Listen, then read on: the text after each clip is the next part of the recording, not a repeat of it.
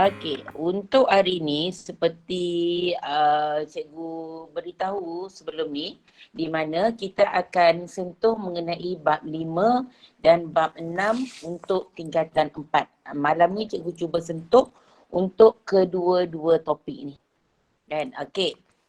So kita mulakan dengan bab 5. Bab 5 kalau diikutkan daripada bab 3, 4, 5 dan 6, satu soalan akan muncul ataupun mungkin dua soalan akan muncul daripada sini. Kan? So kita akan lihat dahulu tentang bab 5 dahulu tentang Persekutuan Tanah Melayu 1948. Okey. Semalam kita belajar tentang Melayu Union. Okey, semalam cikgu terperasan masa cikgu cakap cikgu pun ni sikit, siapa yang ikuti kelas cikgu semalam kan, perasan tak, tapi tak ada siapa pun yang tegur cikgu pada waktu tersebut. Tapi lepas tu cikgu perasan kenapa waktu yang cikgu cakap cikgu rasa pelik something mesti ada something tak kena. Kemudian bila cikgu tengok balik memang batuk cikgu rasa macam ada something yang tak kena sedikit. Okey. Untuk yang ni untuk yang tentang latar belakang. Okey. Semalam cikgu ada sebut iaitu unit perancang ekonomi. Kalau dalam silibus KBSM memang kita ada unit perancang ekonomi ni. Ini di dalam kerajaan Malaysia yang ada sekarang lah. Kita ada unit perancang ekonomi. Jadi cikgu terikut dengan menyebut unit perancang ekonomi. Jadi cikgu nak betulkan kalau untuk latar belakang Melayu ni yang kita belajar semalam tu, dia unit perancang bagi Persekutuan Tanah Melayu. Unit perancang Tanah Melayu je. Kan dia tak ada ekonomi tu. Jadi cikgu nak nanti kamu tolong betulkan ni dia tak ada dia ada unit perancang Tanah Melayu je. Inilah yang nanti yang membentuk kita kata sebuah pentadbiran baru yang kemudiannya kita kenali sebagai Malayan Union. Bukan UPE unit perancang ekonomi. Itu lain. Itu ada tapi di dalam pentadbiran Malaysia yang ada sekarang. Okey. So itu cikgu betulkan malam ni supaya kamu pun dapat betulkan bersama-sama juga. Okey. So kita terus saja kepada next tajuk kita iaitu bab 5. Seperti cikgu kata, bab semalam kamu kena tahu ciri-ciri tentang Malayan Union. Itu penting. Kita kena tahu ciri-ciri Malayan Union untuk kita nak faham bila soalan ditanya mengenai Malayan Union. Dan juga reaksi dia. Apa reaksi dia? Reaksi daripada Raja Melayu dan reaksi daripada penduduk tempatan. Kan? Okey, yang kedua untuk malam ni kita akan lihat pula tentang Persekutuan Tanah Melayu 1948. Yang ni kita akan lihat juga tentang ciri-ciri Persekutuan Tanah Melayu. Macam mana cikgu kata penting untuk kamu ingat ciri-ciri Melayu Union, begitu juga kamu kena ingat ciri-ciri Persekutuan Tanah Melayu 1948. Nanti cikgu akan bagi keyword supaya senang kamu nak ingat untuk Persekutuan Tanah Melayu 1948. Okey. Jadi kita lihat dahulu soalan yang ditanya mengenai Persekutuan Tanah Melayu 1948. Kan kita lihat pada soalan daripada SBP dan juga daripada Melaka iaitu bantahan orang Melayu, ramai pula sedang masuk sekarang ni. Okey, bantahan orang Melayu terhadap Melayu Union menyebabkan sebuah jawatan kuasa kerja dibentuk bagi merangka perjanjian Persekutuan Tanah Melayu 1948 kepada pembentukan Persekutuan Tanah Melayu lah kira. Okey, nyatakan cadangan jawatan kuasa tersebut. Okey. Kita kena ingat satu je kat sini. Untuk kita nak bentuk Persekutuan Tanah Melayu 1948, kerajaan British pada waktu telah menubuhkan satu jawatan kuasa yang kita namakan dia sebagai jawatan kuasa kerja. Jadi kalau ditanya, apa tugas jawatan kuasa kerja ni? Jadi tugas jawatan kuasa kerja ni adalah rangka perjanjian bagi Persekutuan Tanah Melayu 1948. Kan? Ini kita kata tugas jawatan kuasa kerja yang telah ditubuhkan semata-mata untuk nak buat pembentukan Persekutuan Tanah Melayu 1948 lah. Tapi jawatan kuasa kerja ni dia rangka perjanjian Persekutuan Tanah Melayu 1948. Bila dia rangka perjanjian ni nanti barulah ada Persekutuan Tanah Melayu 1948. Jadi yang ni ini sebenarnya ada point kat sini. Jadi kita terus ingat je sebab kalau kamu perasan soalan trial JPN dia ada tanya kan JPNS. Dia ada tanya kita mengenai tugas ataupun peranan fungsi ke apa lebih kurang macam tu. Jawatan kuasa kerja yang ditubuhkan ni apa tugas dia? Tugas dia yang ni lah merancang perjanjian Persekutuan Tanah Melayu 1948. Kadang-kadang dia bagi perjanjian Persekutuan Tanah Melayu 1948. Dan di bawah pilihan jawapan, dia bagi pula jawatan kuasa. Mungkin dia bagi jawatan kuasa antara kerajaan, jawatan kuasa kerja, jawatan kuasa persediaan fizikal lah, apa benda lah sebagainya. So daripada situ dia minta kita bagi apa jawatan kuasa yang merangka perjanjian Persekutuan Tanah Melayu 1948. So kita kena tahu, dia adalah jawatan kuasa kerja. Kan? Jadi kita tangkap satu jawatan kuasa kerja dulu. Ini adalah keyword kita yang pertama. Kalau kita sebut saja mengenai PTM 1948. Okey. Cikgu akan menyebut PTM 1948 sebab nanti bila tahun 1957 kita merdeka nanti, kita masih lagi pakai Persekutuan Tanah Melayu juga PTM ni. Tapi yang tu 1957. Itu merdeka.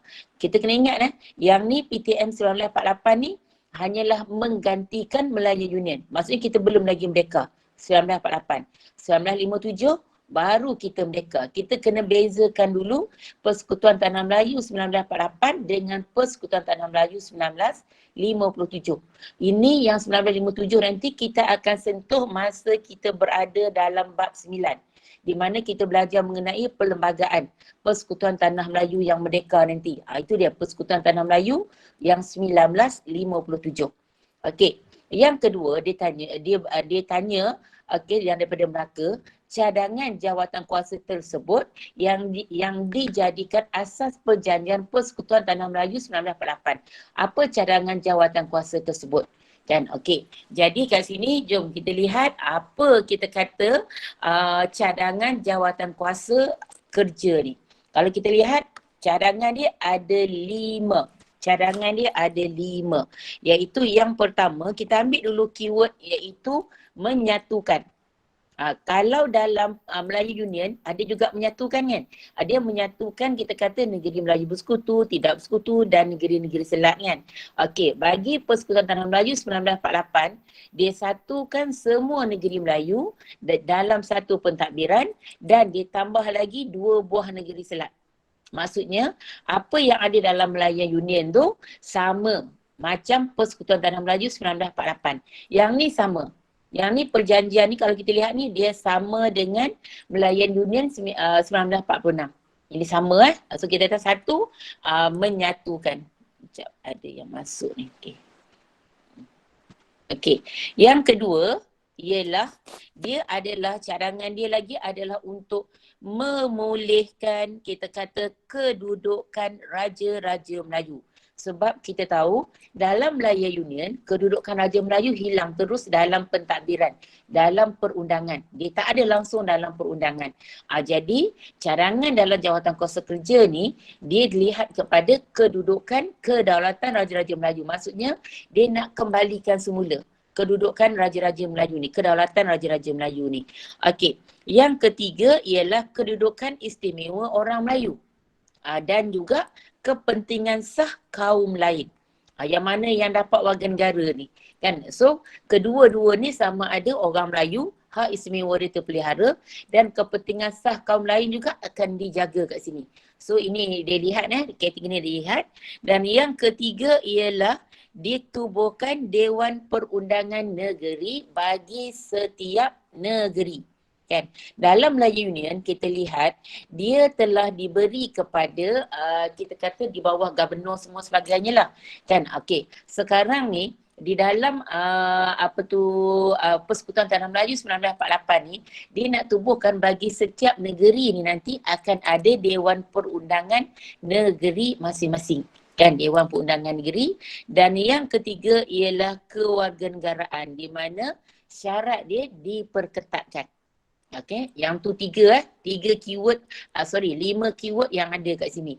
Kalau tanyalah apa cadangan jawatan kuasa kerja dalam Persekutuan Tanah Melayu 1948, Kan? Sebenarnya cadangan ni lah yang nanti yang menjadi ciri di dalam Persekutuan Tanah Melayu 1948.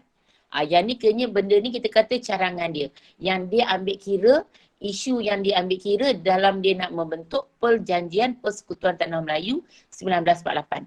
Jadi ingat dia ingat satu adalah dia nak satukan, okey, nak satukan, maksudnya semua negeri-negeri tadi disatukan bentuk satu unit pentadbiran tadi, iaitu 11 buah negeri lah. Kan sama macam Melayu ni. Cerita dia sama macam Melayu ni. Yang nombor 1 ni, F1 ni. F2 kita kena ingat, dia nak kembalikan kedudukan Raja-Raja Melayu. Kita ambil dulu keyword Raja-Raja Melayu. Kenapa? So kita tahu, Raja-Raja Melayu ni nak dikembalikan kedudukan dia. Yang ketiga, kita ambil je hak istimewa. Hak istimewa orang Melayu. Kan? Maksudnya akan dikembalikan. Hak istimewa orang kembali pun akan dijaga atau dikembalikan. Dan kemudian yang keempat, kita ambil kepada Dewan Perundangan Negeri bagi setiap negeri tersebut. Dan Dewan Perundangan Negeri. Dan yang kelima adalah tentang kewarganegaraan.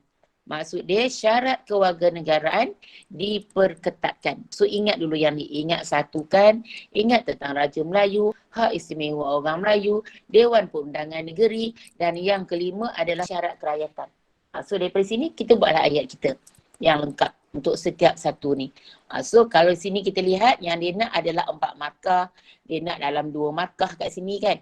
Bermaksud yang dia bagi ni memang hanya 5. Ini je 5 cadangan daripada jawatan kuasa kerja. Ini yang diambil kira. Ini isu yang diambil kira oleh jawatan kuasa ni. So ingat ini penting. Kan kalau dia nak mungkin dia akan tanya kita mengenai isu ni. Apa cadangan jawatan kuasa kerja? Apa perkara yang dititik beratkan oleh jawatan kuasa kerja ketika merangka perjanjian Persekutuan Tanah Melayu. Okey. So yang ni adalah tentang Persekutuan Tanah Melayu dari segi cadangan jawatan kuasa kerja. Ingat yang ni adalah cadangan jawatan kuasa kerja. Okey. So kita pergi pula, kita tengok pula soalan yang berikutnya. Apa soalan yang ditanya? Tentang tajuk bab 5 ni. Okey, faktor penubuhan Persekutuan Tanah Melayu 1948. Dalam Negeri Sembilan, dia tanya mengenai faktor. Apa faktor penubuhan Persekutuan Tanah Melayu 1948? Kan? Okey, soalan nombor 2 kita lihat. Mengapa Persekutuan Tanah Melayu berjaya dibentuk? Dia bagilah satu statement kat atas tu. Dia kata Persekutuan Tanah Melayu adalah lambang kejayaan perjuangan orang Melayu mempertahankan maruah bangsa dan negara.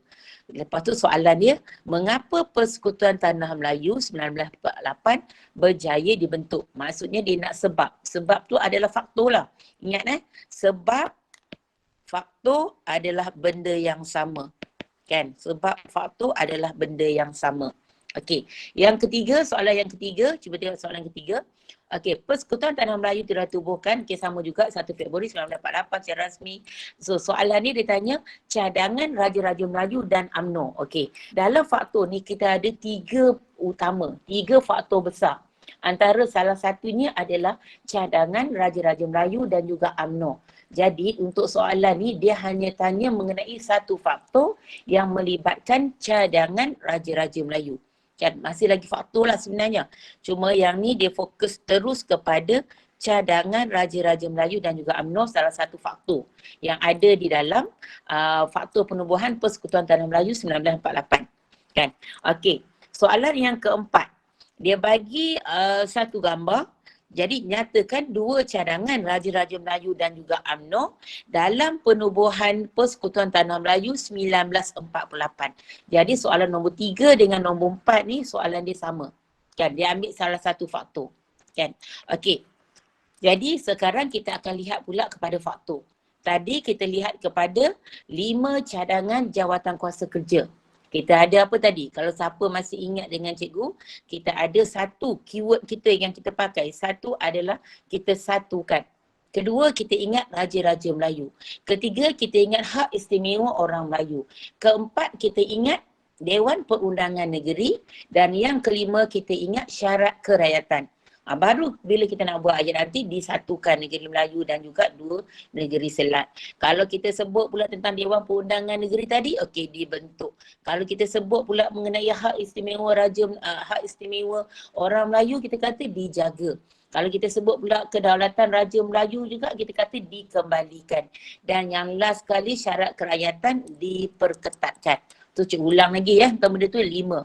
Berdasarkan pada keyword tadi, so kita boleh terangkan mengenai 5 keyword tadi berdasarkan tentang cadangan jawatan kuasa kerja. So sekarang kita lihat pula kepada faktor. Apa faktor? Kan, apa faktor yang membawa kepada yang membawa kepada penubuhan Persekutuan Tanah Melayu 1948? Okey. Yang pertama ialah penentangan orang Melayu terhadap Melayan Union. Ingatlah, yang pertama cadangan penentangan orang Melayu terhadap Melayu Union. Maksudnya dia bantah Melayu Union. Okey, yang kedua adalah cadangan Raja-Raja Melayu. Ingat tadi kan kita tengok kan ada soalan dia tanya mengenai cadangan Raja-Raja Melayu. Kalau boleh kat sini pun sebenarnya cadangan Raja-Raja Melayu ni dia ada 5. Kan, dia pun ada 5 juga. Nanti kita fokus kat 5 tu je. Kan, sebenarnya kita ada fokus tentang 5 tu, sebenarnya kita dah bagi banyaklah jawapan kat situ. Dan yang terakhir sekali kita lihat kita punya faktor kita yang ketiga, iaitu sokongan pentadbir British. Jadi ni ada 3, ingat kalau kita sentuh sahaja mengenai faktor, kan, mengenai faktor kita ada 3. Satu adalah penentangan kita kata orang Melayu terhadap Malayan Union. Itu satu. Yang kedua, kita akan lihat kepada cadangan Raja-Raja Melayu. Sorry, cikgu buat ringkasan kat sini. Cadangan Raja-Raja Melayu dan UMNO. Dan yang ketiga ialah sokongan pentadbir British. Kan, pentadbir British. So ingat dulu 3 yang utama ni dahulu. Ingat 3 utama ni dulu. Okey. Balik kita kepada faktor. Kalau faktor biasanya dia mungkin tanya kita sampai 8 markah. Jadi kalau faktor utama kita hanya ada 3 sahaja. Dan apa yang kita nak ingat kat sini? Jom kita tengok apa faktor yang senang kita nak ingat kalau kita sebut tentang penentangan orang Melayu terhadap Malayan Union. Okey. Kalau penentangan orang Melayu terhadap Melayu Union, pertama penentang orang Melayu ni siapa? Siapa kategori orang Melayu ni? Kita fikir macam tu. Mula kita hafal dulu. Penentangan orang Melayu terhadap Melayu ni, cadangan Raja-Raja Melayu dan juga UMNO dan juga sokongan pentadbir British. Bila kita nak menghuraikan mengenai penentangan orang Melayu, kita fikir dalam diri kita, siapa kategori orang Melayu yang menentang ni? Kan? So dekat sini maka kita akan keluarkan jawapan ni. Orang Melayu ni sama ada orang Melayu, orang biasa, Raja Melayu, cendekiawan Melayu mahupun daripada UMNO tu sendiri. Katalah kamu tak boleh nak bagi semua. Tak kisah. Yang ni kamu bagilah salah satu. Contoh mungkin kamu kata penentangan orang Melayu terhadap Melayu Union.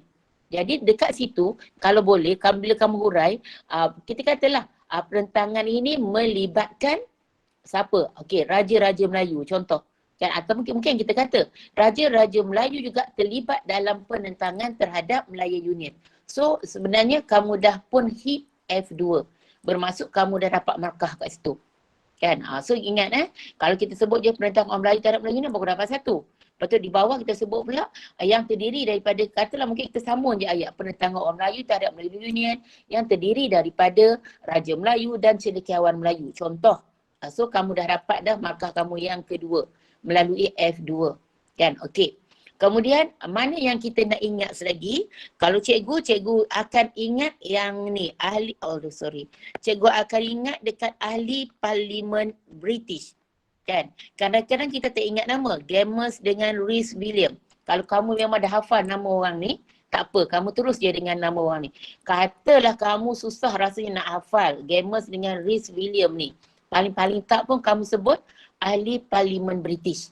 Sebab bila orang Melayu menentang secara hebat terhadap Melayu Union ni, apa yang berlaku, ahli Parlimen British telah dihantar. Inilah dua orang ni, Gamers dengan Rhys William. Ada dua orang ni, Gamers dan Rhys William.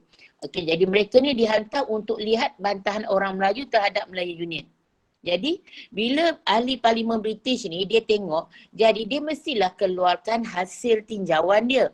Kan? Jadi apa yang dia lihat daripada hasil tinjauan dia ditunjukkan, diberikan kepada Dewan Parlimen British. Jadi kat situ dia kata kalau Melayan Union diteruskan maka huru-hara akan berlaku. Kan, huru-hara akan berlaku dekat tanah Melayu kalau Melayu Union diteruskan.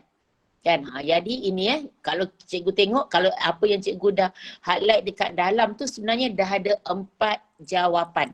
4 keyword yang berada dekat sini. Kan, keyword yang berada di bawah ni, so kita boleh ambil, satu kita boleh ambil Raja Melayu. Kita ambil je untuk Raja Melayu. Yang kedua, kita ambil je ahli Parlimen British. Dan ahli Parlimen British, kalau kamu ingat nama, kamu boleh letak nama iaitu Rhys William dengan Gamers ni. Kan, kenapa dengan ahli Parlimen British ni, mereka dihantar untuk saksikan bantahan orang Melayu terhadap Melayu Union. Dan yang ketiga, kita lihat apa hasil tinjauan dia bila dilihat bantahan yang berlaku. So tinjauan dia, kan, tinjauan dia diberi kepada hasil tinjauan diberi kepada Parlimen British. Sekejap, ni kacau lah. Okey, sekejap cuba buat balik. Okey, kita kata hasil tinjauan kepada Parlimen British. Apa hasil dia? Hasil dia kalau Melayu Union diteruskan, maka tanah Melayu akan huru-hara. Kan? Okey, ini hasil tinjauan dia. So kat sini sebenarnya kalau kita lihat kita dapat 4 poin kat sini. Yang ni ada 1, ini ada 2, ini ada 3, ini ada 4. Ada 4 poin. Bermaksud kalau katalah dia tanya kita mengenai penentangan orang Melayu terhadap Melayu Union, faktor yang ni jadi turut kita terangkan. Jadi kamu dah ada 4 poin. Okey. Cara nak ingat dia sebenarnya kamu ikut balik ataupun kamu tengok macam mana cikgu kaitkan ayat ni menjadi satu cerita supaya kita boleh ingat. Okey, senang cerita macam ni kan. Ya, kalau kita cerita mengenai penentangan orang Melayu, siapa yang terlibat dalam penentangan orang Melayu yang terlibat ni siapa? Antaranya kita kata Raja Melayu. Okey, jadi disebabkan tentangan daripada Raja Melayu, British ni dia hantarlah ahli Parlimen British ni kan untuk menyaksikan keadaan di tanah Melayu, bantahan terhadap Melayu ni. Dan hasil daripada tinjauan ni dia hantar kepada Parlimen British, bentangkan di Parlimen British, dan keputusan dia kalau dia diteruskan, Melayu ni diteruskan, maka tanah Melayu akan huru-hara. Kita buat macam satu jalan cerita je. Kita kaitkan dia je. Jadi bila kamu nak cerita di dalam esei kamu cerita macam mana cikgu cerita. Sebenarnya kita dah buat ayat dah. Kita dah buat ayat kita yang dah lengkap dah pun. Kita tak ada tersekat kat mana-mana ke apa kan. Cuma kita buat ayat, kamu tambah nak tambah penanda wacana ke apa benda sebagainya kan. Seterusnya ke apa benda, oleh itu kan hasil daripada pembentangan tinjauan, hasil daripada tinjauan tersebut melihat bahawa jika Melayu Union diteruskan maka tanah Melayu akan huru-hara. So kamu dah ada 4 poin berada di bawah penentangan. Ingat Ingat Raja Melayu, ahli Parlimen British, ingat hasil tinjauan dia, dia bentang dekat Parlimen, lepas tu pula apa keputusan dia, result dia apa. Kan? Kalau diteruskan akan huru-hara. Kita macam bercerita je. Kan? Kamu boleh ulang balik cara macam mana cikgu bercerita tadi. InsyaAllah kamu akan ingat benda ni. Kan? Kamu akan ingat dengan mudah. Kan? Okey. Kemudian kita lihat yang kedua. Poin kita yang kedua iaitu tentang cadangan Raja Melayu dan UMNO. So, apa cadangan Raja-Raja Melayu dan juga UMNO? Kan, apa kita nak ingat kat sini? Macam cikgu kata tadi, kita ingat je terus kepada cadangan. Memanglah Sir Malcolm McDonald, Sir Edward Jenner nanti kita lihat kan dia bertemu dengan Raja-Raja Melayu. Kalau kamu boleh ingat, tak apa. Kamu ingatlah. Memang mungkin kamu dah hafal ke apa kan. Tapi kalau dalam cadangan Raja-Raja Melayu dan UMNO ni yang penting, kita kena tahu apa cadangan Raja-Raja Melayu. Sebab kalau kita tengok soalan tadi kan, dia tanya mengenai cadangan Raja-Raja Melayu. Apa cadangan dia? Okey, jadi kita lihat terus, direct terus kepada apa cadangan dia. Dan kita terus pergi dekat dekat F10 di mana mencadangkan penubuhan persekutuan bertaraf naungan, bukan tanah jajahan. Kita ingat Melayan Union dia taraf naungan. Melayan Union dia taraf jajahan. Cikgu dah cerita dah semalam. Kan? Jadi dia nak cadangan Raja Melayu ni, dia nak persekutuan yang nak dibentuk nanti dalam Persekutuan Melayu 1948 nanti yang baru ni mestilah bertaraf naungan, nak kembali pada asal taraf naungan. Dia tak nak jajahan. Itu yang pertama. Yang kedua, kita akan lihat kepada perjanjian baru bagi menggantikan Malayan Union. Dia minta supaya buat satu perjanjian baru gantikan Malayan Union. Kemudian yang cadangan dia yang ketiga ialah Jawatan Pesuruhjaya Tinggi menggantikan Gubernur. Sebab dalam Melayu Union dia pakai gelaran Gubernur. Tapi yang ni dia cadangkan pakai Jawatan Pesuruhjaya Tinggi British. Dan kemudian yang berikutnya diminta apa lagi? Dia minta supaya raja ni berkuasa dalam perundangan. Sebab dalam Melayu Union raja tak ada kuasa dalam perundangan. Jadi dia minta daripada Raja Melayu dan UMNO ni, raja berkuasa dalam perundangan. Maksudnya dikembalikan kuasa dia lah dalam pentadbiran, dalam perundangan. Dan yang akhir sekali yang kelima, nama perkataan negeri-negeri Melayu ni mesti muncul dalam persekutuan. Maksudnya perkataan negeri-negeri Melayu ni mesti muncul dalam persekutuan. Contoh kalau sebelum ni kita ada Malayan Union. Kan dia tak ada ciri Melayu tu, tak ada. Tapi kalau kita tengok yang berikutnya, perjanjian baru yang ditubuhkan ni, PTM 1948 ni, Persekutuan Tanah Melayu 1948. So kita nampak ada perkataan Melayu kat situ. Kan? Persekutuan Tanah Melayu 1948. Jadi inilah yang diminta oleh 5 perkara yang diminta oleh Raja-Raja Melayu dan juga UMNO. Kan? So kita ingatlah, satu, persekutuan dia mesti bertaraf apa? Naungan. Kita kena ingat persekutuan dia bertaraf naungan. Itu yang pertama. Yang kedua, kita akan lihat dia nak supaya ada satu perjanjian baru. Perjanjian baru untuk gantikan Malayan Union. Dan yang ketiga, dia minta jawatan Pesuruhjaya Tinggi British ni gantikan Gubernur. Dan yang keempat, raja berkuasa dalam perundangan. Dan kelima adalah perkataan negeri-negeri Melayu. Yang cikgu bulatkan tu, itu adalah keyword dia. Kalau kita nak ingat, 5 cadangan Raja-Raja Melayu. Kita tak ingat siapa yang berjumpa dengan Raja Melayu, Malcolm McDonald, Sir Edward Jenner, tak apa. Yang penting kita ingat dulu apa cadangan mereka. Kan? So di sini sebenarnya kita dah ada 5 poin yang berada di bawah cadangan Raja-Raja Melayu. Kan? Satu, Persekutuan Taraf Naungan, perjanjian baru, Jawatan Pesuruhjaya Tinggi British, raja berkuasa dalam perundangan, dan yang kelima ialah perkataan negeri-negeri Melayu tu mesti ada di dalam di dalam persekutuan yang nak dibentuk nanti. Kan? Masih dijermakan. Sebab dia tak nak macam Melayu ni tu macam nama orang putih sangat. Dia nak nama tempatan negeri-negeri Melayu tu, perkataan tu mesti ada di dalam persekutuan yang baru nanti. Okay. So tu so ada 5. Kita ambil yang ni je, 5 je yang kita ingat. Di bawah cadangan Raja-Raja Melayu. Okay. Kalau tadi kita tengok kan, kita dah ada 4 di atas, 4 di bawah penentangan orang Melayu terhadap Melayu Union. Kan? Yang kedua, kita lihat cadangan daripada Raja-Raja Melayu dan juga UMNO. So ada 5 kat situ. Okey. Yang last, kita lihat kepada sokongan pentadbir British. Okey. Bila kita tengok kepada sokongan pentadbir British ni, apa yang disokong oleh pentadbir British ni? Jadi mereka ni sebenarnya dia sokong konsep persekutuan. Kan? Sebab bagi dia akan dapat wujudkan keamanan. Jadi kita kata ini sokongan daripada pentadbir British. Kan? Macam mana sokongan tu? Sokongan tu kita kata konsep persekutuan tu. Dia sokong konsep persekutuan nak dibentuk nanti. Tu yang pertama. Okey, siapa pegawai British?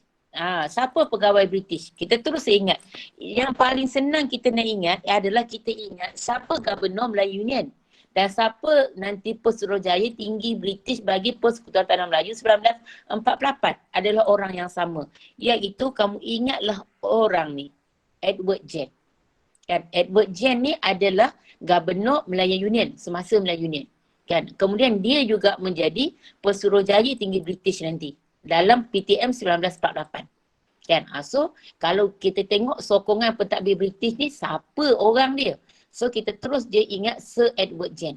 Kamu bagi semua nama pun Sir Malcolm McDonald, Edward Gen, bagi semua-semua ni pun sebenarnya satu nama je. Dia hanya bagi satu markah saja. So pilih yang mana senang. Kalau bagi cikgu, yang paling senang memang Sir Edward Gen dengan Malcolm McDonald. Ini nama yang paling popular. Kan? Tapi kalau cikgu akan pilih Sir Edward Gen. Kenapa?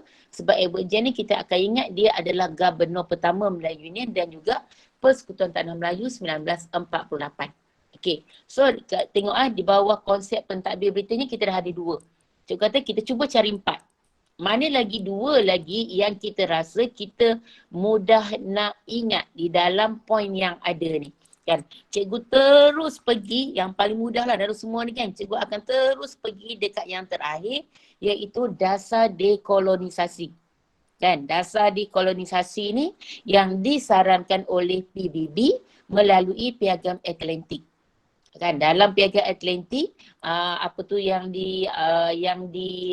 kita usulkan oleh PBB, di mana dia kata menyeru semua negara imperialis ni untuk membebaskan tanah jajahan masing-masing.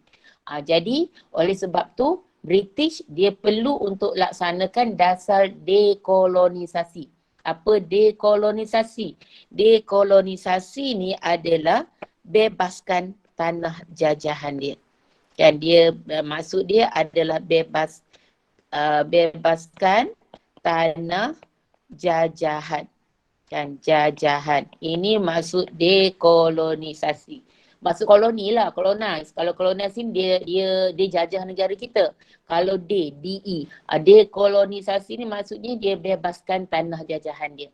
Kan? Okey, ini dekolonisasi. So kita dapat 3.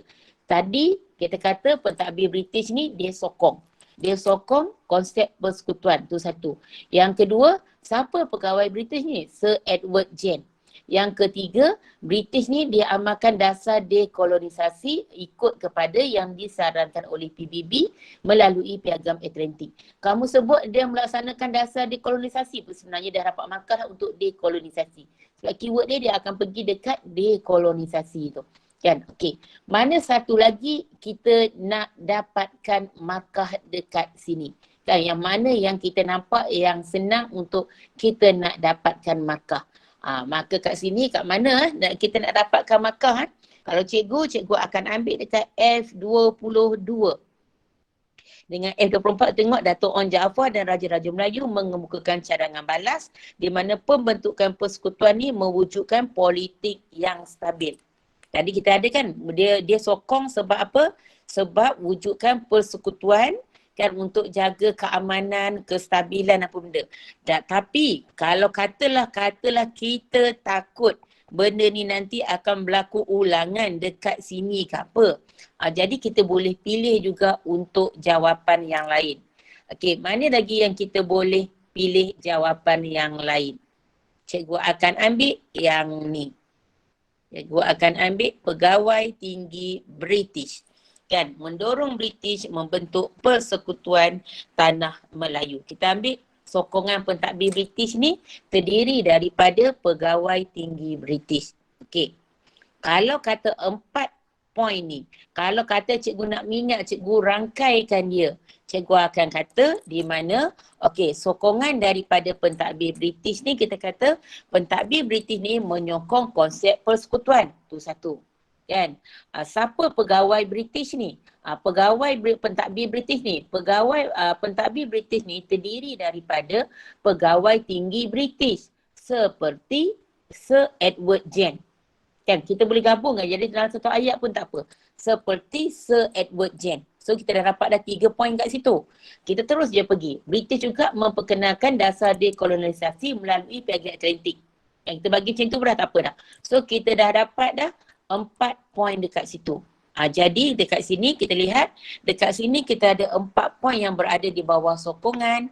Dekat cadangan Raja-Raja Melayu pun kita ada lebih kurang 5 poin di bawah cadangan Raja-Raja Melayu. Dan di atas sekali penentangan orang Melayu tadi kita ada 4 poin juga.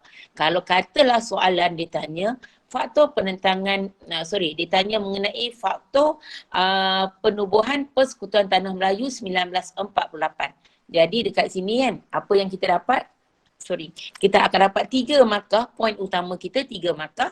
Kita tambah lagi 4 daripada penentangan orang Melayu.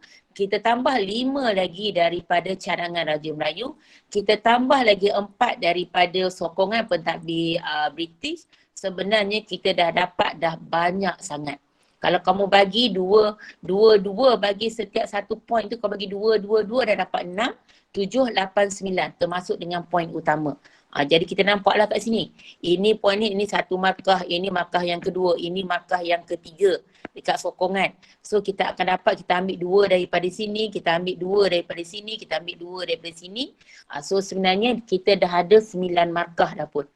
Kan kalau kita ni macam itulah, kita tak perlu kita tengok pada berapa markah yang diperlukan.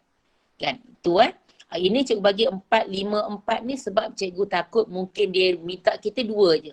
Mungkin ditanya tentang penentangan orang Melayu ataupun mungkin cadangan Raja-Raja Melayu untuk 8 markah ataupun dipecahkan kepada 4, 4. So at least kita dah ada pilihan jawapan kita kat sini. Itu tentang penentangan orang Melayu, cadangan Raja-Raja Melayu dan UMNO dan juga sokongan pentadbir British. So dapat faktor. Itu senang. Macam mana kita ingat faktor? No need kita nak menghafal segala semua benda yang ada. Kita work smart. Kita hanya pilih beberapa poin tertentu yang mudah kita nak ingat. Okey. Itu tentang tentang faktor. So ada soalan nak tanya tak takat ni? Ada soalan nak tanya? Kalau nak tanya, just letakkan ni just letakkan dekat ruangan chat je. Cikgu akan tengok dekat ruangan chat tersebut. Okey. Kemudian kita pergi kepada soalan yang berikutnya. Kembali kepada jawatan kuasa kerja. Kan, okey, ditubuhkan untuk merangka perjanjian Persekutuan Tanah Melayu. Ingat kan cikgu dah kata tadi, jawatan kuasa, kenapa ditubuhkan jawatan kuasa kerja ni? Mengapa ditubuhkan jawatan kuasa kerja ni? Untuk merangka perjanjian PTM 1948. Okey, soalan ni dia tanya mengenai ciri Persekutuan Tanah Melayu 1948 ataupun jelaskan isi kandungan perjanjian Persekutuan Tanah Melayu 1948. Kan? Okey. Yang ni yang cikgu kata, yang kita kena ambil tahu. Ciri yang perlu kita ambil tahu bila kita belajar dalam tajuk mengenai PTM 1948. Kan? Okey. Kenapa perlu kita tahu ciri ni? Sebab kalau soalan kebat, dia tanya mengenai kepentingan perlembagaan 1948, kita boleh ambil point daripada ciri ni jadi jawapan kebat kita. Mungkin soalan dekat atas, dia tanya mengenai ciri. Macam soalan ni dia tanya jelaskan ciri Persekutuan Tanah Melayu 1948. Dia minta 8 markah. Tiba-tiba datang ke soalan C, soalan kebat. Mungkin dia tanya mengenai kepentingan Persekutuan Tanah Melayu 1948. Apakah kepentingan Persekutuan Tanah Melayu 1948 kepada sejarah peradaban negara kita? Contohnya. Kan? So, kita boleh ambil jawapan dekat ciri ni, kita curi jawapan ni, jadikan jawapan kita dekat bawah. Walaupun jawapan tu, kita dah tulis dah dekat atas tau. Kita dah tulis dah kat atas, tak apa. Kita tulis lagi jawapan ni dekat bawah tapi yang ni untuk kepentingan pula. Kan? Okey. Jadi, kita lihat yang pertama apa ciri yang pertama iaitu, apa dia? Gabungan. Dia ada satu persekutuan dibentuk, melalui gabungan 9 buah negeri Melayu dan 2 buah negeri Selat. Ingat persekutuan dibentuk melalui gabungan negeri Melayu, 9 buah negeri Melayu yang ada raja ni dan 2 buah negeri Selat. Kan tolak Singapura lah. Kan, dan poin kita yang kedua, kita ambil Singapura. Singapura ni kita tengok dia kekal sebagai tanah jajahan. Kan? Yang ketiga, kita lihat kepada siapa pentadbir bagi Persekutuan Tanah Melayu 1948 ni. Pentadbir dia ialah Pesuruhjaya Tinggi British. Kan, dia yang punya kuasa eksekutif. Kemudian, kerajaan persekutuan juga bertanggungjawab dalam hal kewangan dan juga hal lain yang ada kepentingan bersama kat situ. Yang ada kepentingan bersama. Tu, kemudian kemudian kita lihat pula Majlis Mesyuarat Persekutuan dan Majlis Perundangan Persekutuan dibentuk, ditubuhkan. Dalam kata yang lain, nama ringkas dia, kalau cikgu bagi nama ringkas dia, kita ingat MMP dan juga MPP. Kan, Majlis Mesyuarat Persekutuan dan Majlis Perundangan Persekutuan dibentuk bagi bantu Persekutuan Pesuruhjaya Tinggi British. Okey, kat sini kalau kita lihat kita ada 5 poin. Kita tengok lagi sambungan dia. Majlis Mesyuarat Persekutuan, dia mempunyai ahli tidak rasmi apa benda semua. Kita nak ingat, kalau kita lihat, susahlah nak ingat. So tak apa, kita abaikan sekejap. Kita cari jawapan yang mudah kita nak ingat. Apa yang kita mudah nak ingat lagi, kita akan ingat kepada sebuah majlis raja-raja dibentuk. L9. Majlis raja-raja dibentuk. Majlis raja-raja dibentuk untuk membolehkan raja-raja Melayu bagi pandangan dalam perkara tertentu. Kan? Okey.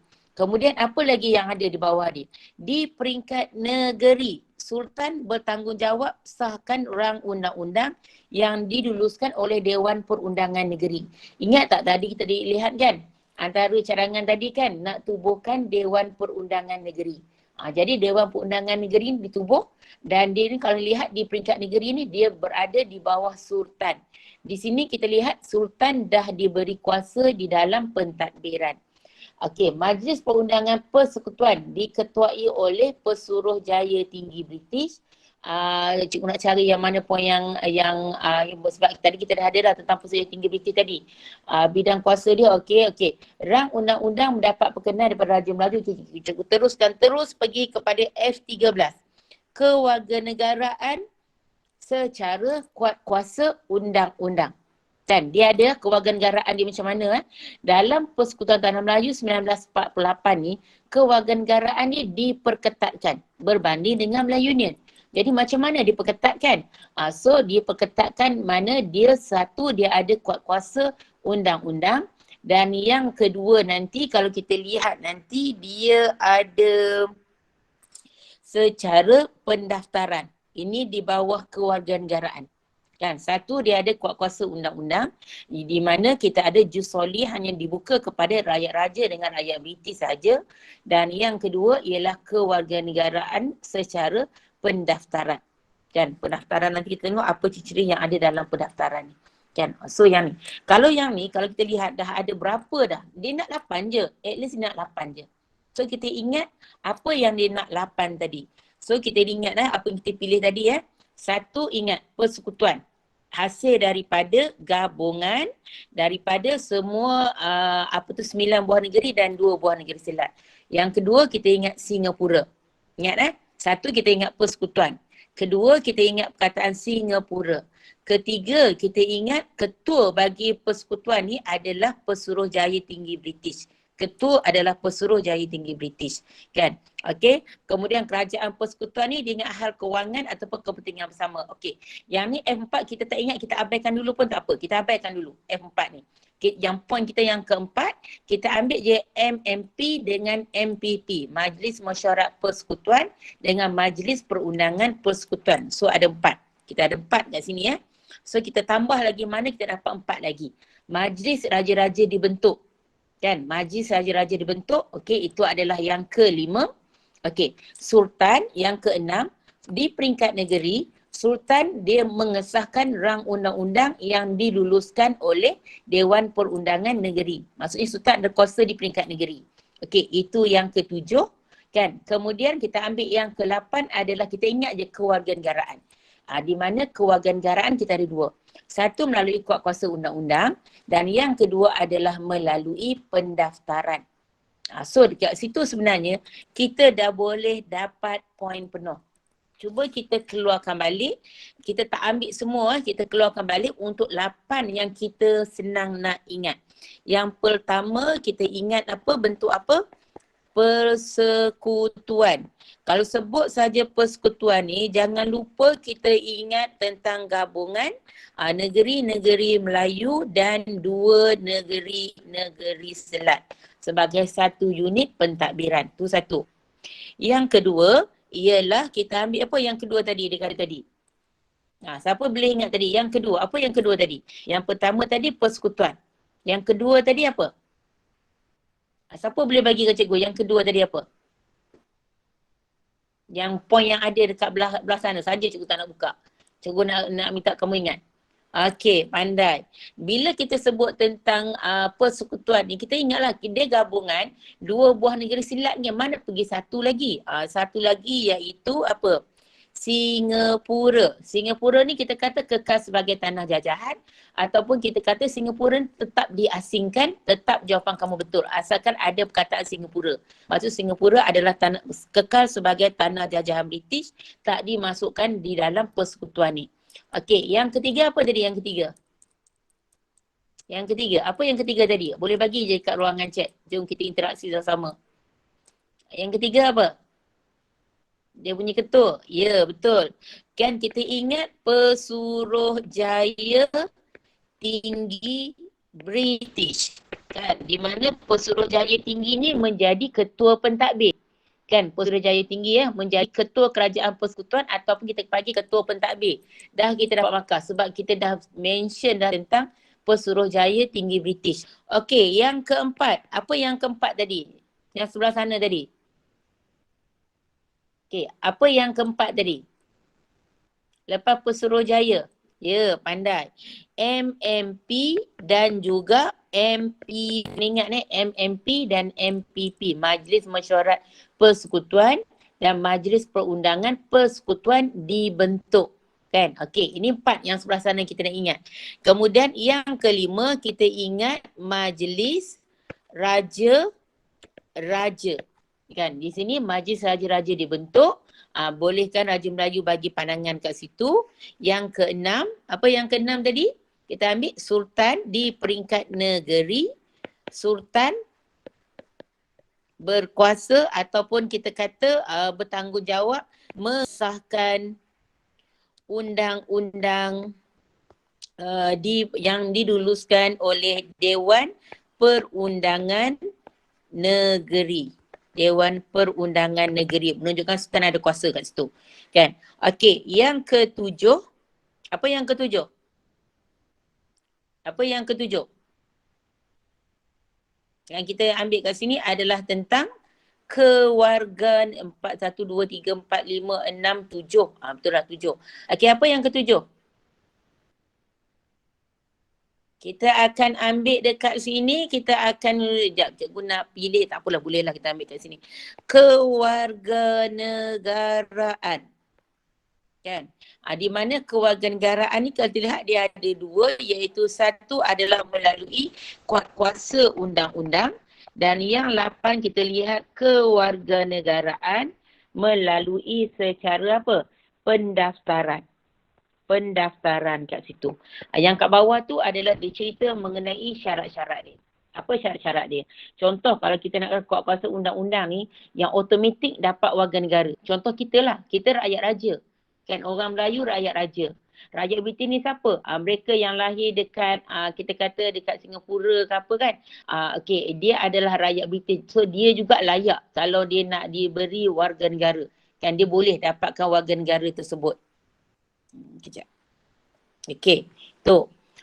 Bateri cikgu tak apalah, kejap lagi cikgu ni. Okey, kemudian kita lihat pula, okey, daripada 8 ni ingat 8 ni. Ingat 8 ni untuk kalau ditanya mengenai ciri Persekutuan Tanah Melayu 1948. Kalau secara pendaftaran kita ingat macam ni je.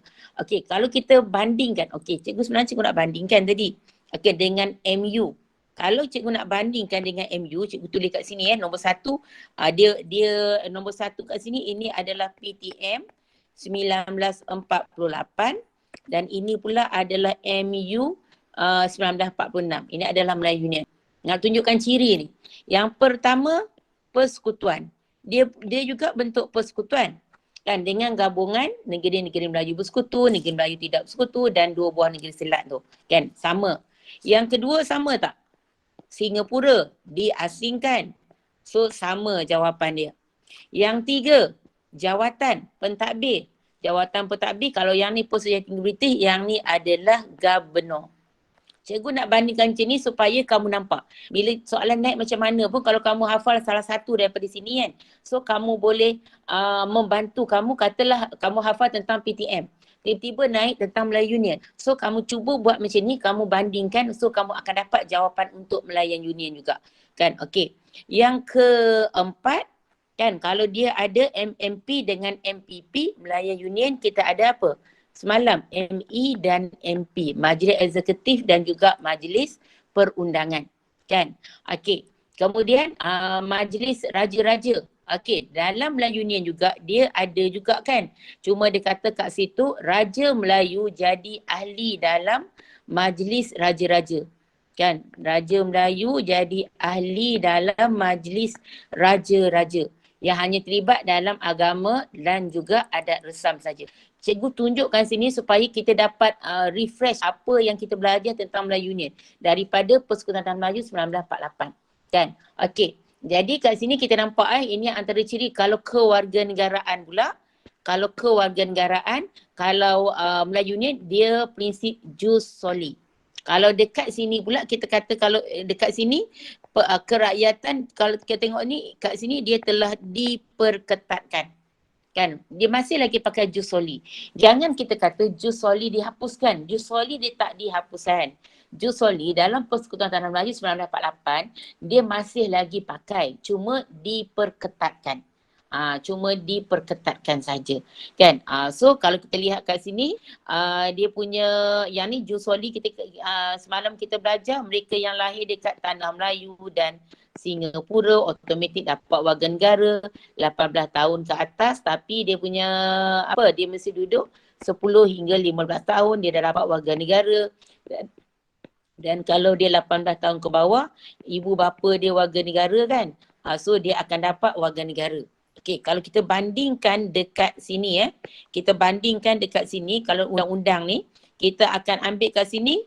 Kita tak ada dah yang siapa lahir kat Tanah Melayu dengan Singapura terus dapat warga negara. Yang dapat warga negara melalui kuasa undang-undang ni adalah rakyat raja dengan rakyat British. Sebut je lah rakyat raja dengan rakyat British. So kamu dah dapat markah kat situ. Kan? Jadi apa lagi? Pemohon yang lahir di luar negeri, ayah dia mesti rakyat raja ataupun rakyat British. Kalau dia ni lahir dekat luar negeri. Jadi ayah dia mesti rakyat raja ataupun rakyat British. Baru dia boleh dapat warga negara kat sini. Kan? Siapa lagi? Penduduk asal negeri Melayu yang lahir sebelum, semasa, selepas tarikh perjanjian Persekutuan Tanah Melayu. Penduduk asal. Macam orang Melayu, orang mana lagi? Kalau dia orang asli ke apa benda kan, orang peribumi lah senang cerita. Kan? Okey, dia automatik dia dapat warga negara sebab dia memang akan tergolong dalam rakyat raja. Kan? Kalau kewarganegaraan secara pendaftaran, kalau kita bandingkan dengan 18 tahun, mesti 10 hingga 15 tahun, kalau diperketatkan kita boleh nampak dekat sini di mana dia yang lahir dekat Persekutuan Tanah Melayu, dia mesti bermustautin 15 dalam tempoh 20 tahun dari tarikh permohonan dia, maka baru dia boleh duduk. Kalau kita lihat dia dah upkan, kalau dulu 10 hingga 15 tahun, tapi sekarang ni dia upkan lagi ketat lagi, 15 dalam tempoh 20 tahun. Maksudnya dia datang ni 20 tahun, dia duduk dalam 20 tahun tu dia dah duduk dekat Tanah Melayu ni dalam 15 tahun. Dia dah ada dekat Tanah Melayu. Maksudnya baru dia boleh mohon baru dia boleh daftar untuk dia nak jadi mohon sebagai warga negara. Dan satu lagi, dia mesti tingkah laku dia mesti baik.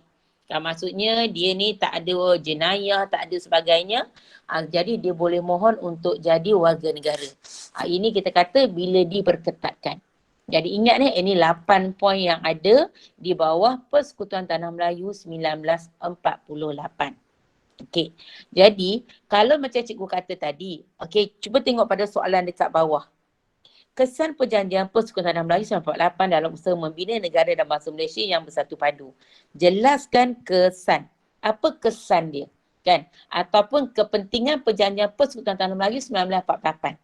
Apa kepentingan Perjanjian Persekutuan Tanah Melayu? Apa kesan Perjanjian Persekutuan Tanah Melayu? Jadi kalau kita tahu ni apa ni kan, ciri-ciri Persekutuan Tanah Melayu 1948, kamu boleh ambil jawapan ni sebagai jawapan kamu. Katalah ini untuk B. Kamu dah jawab dah B yang ni. Datang ke soalan C, kamu boleh pilih balik tau. Kamu boleh tulis balik tau. Soalan ni, jawapan ni dekat C. Tapi janganlah sebut ciri-ciri. Kita sebutlah kepentingan ataupun kesan. Kan, kesan Perjanjian Persekutuan Tanah Melayu 1948. So apa kesan dia? Maka terbentuk sebuah persekutuan. Contoh kalau cikgu nak bagi jawapan.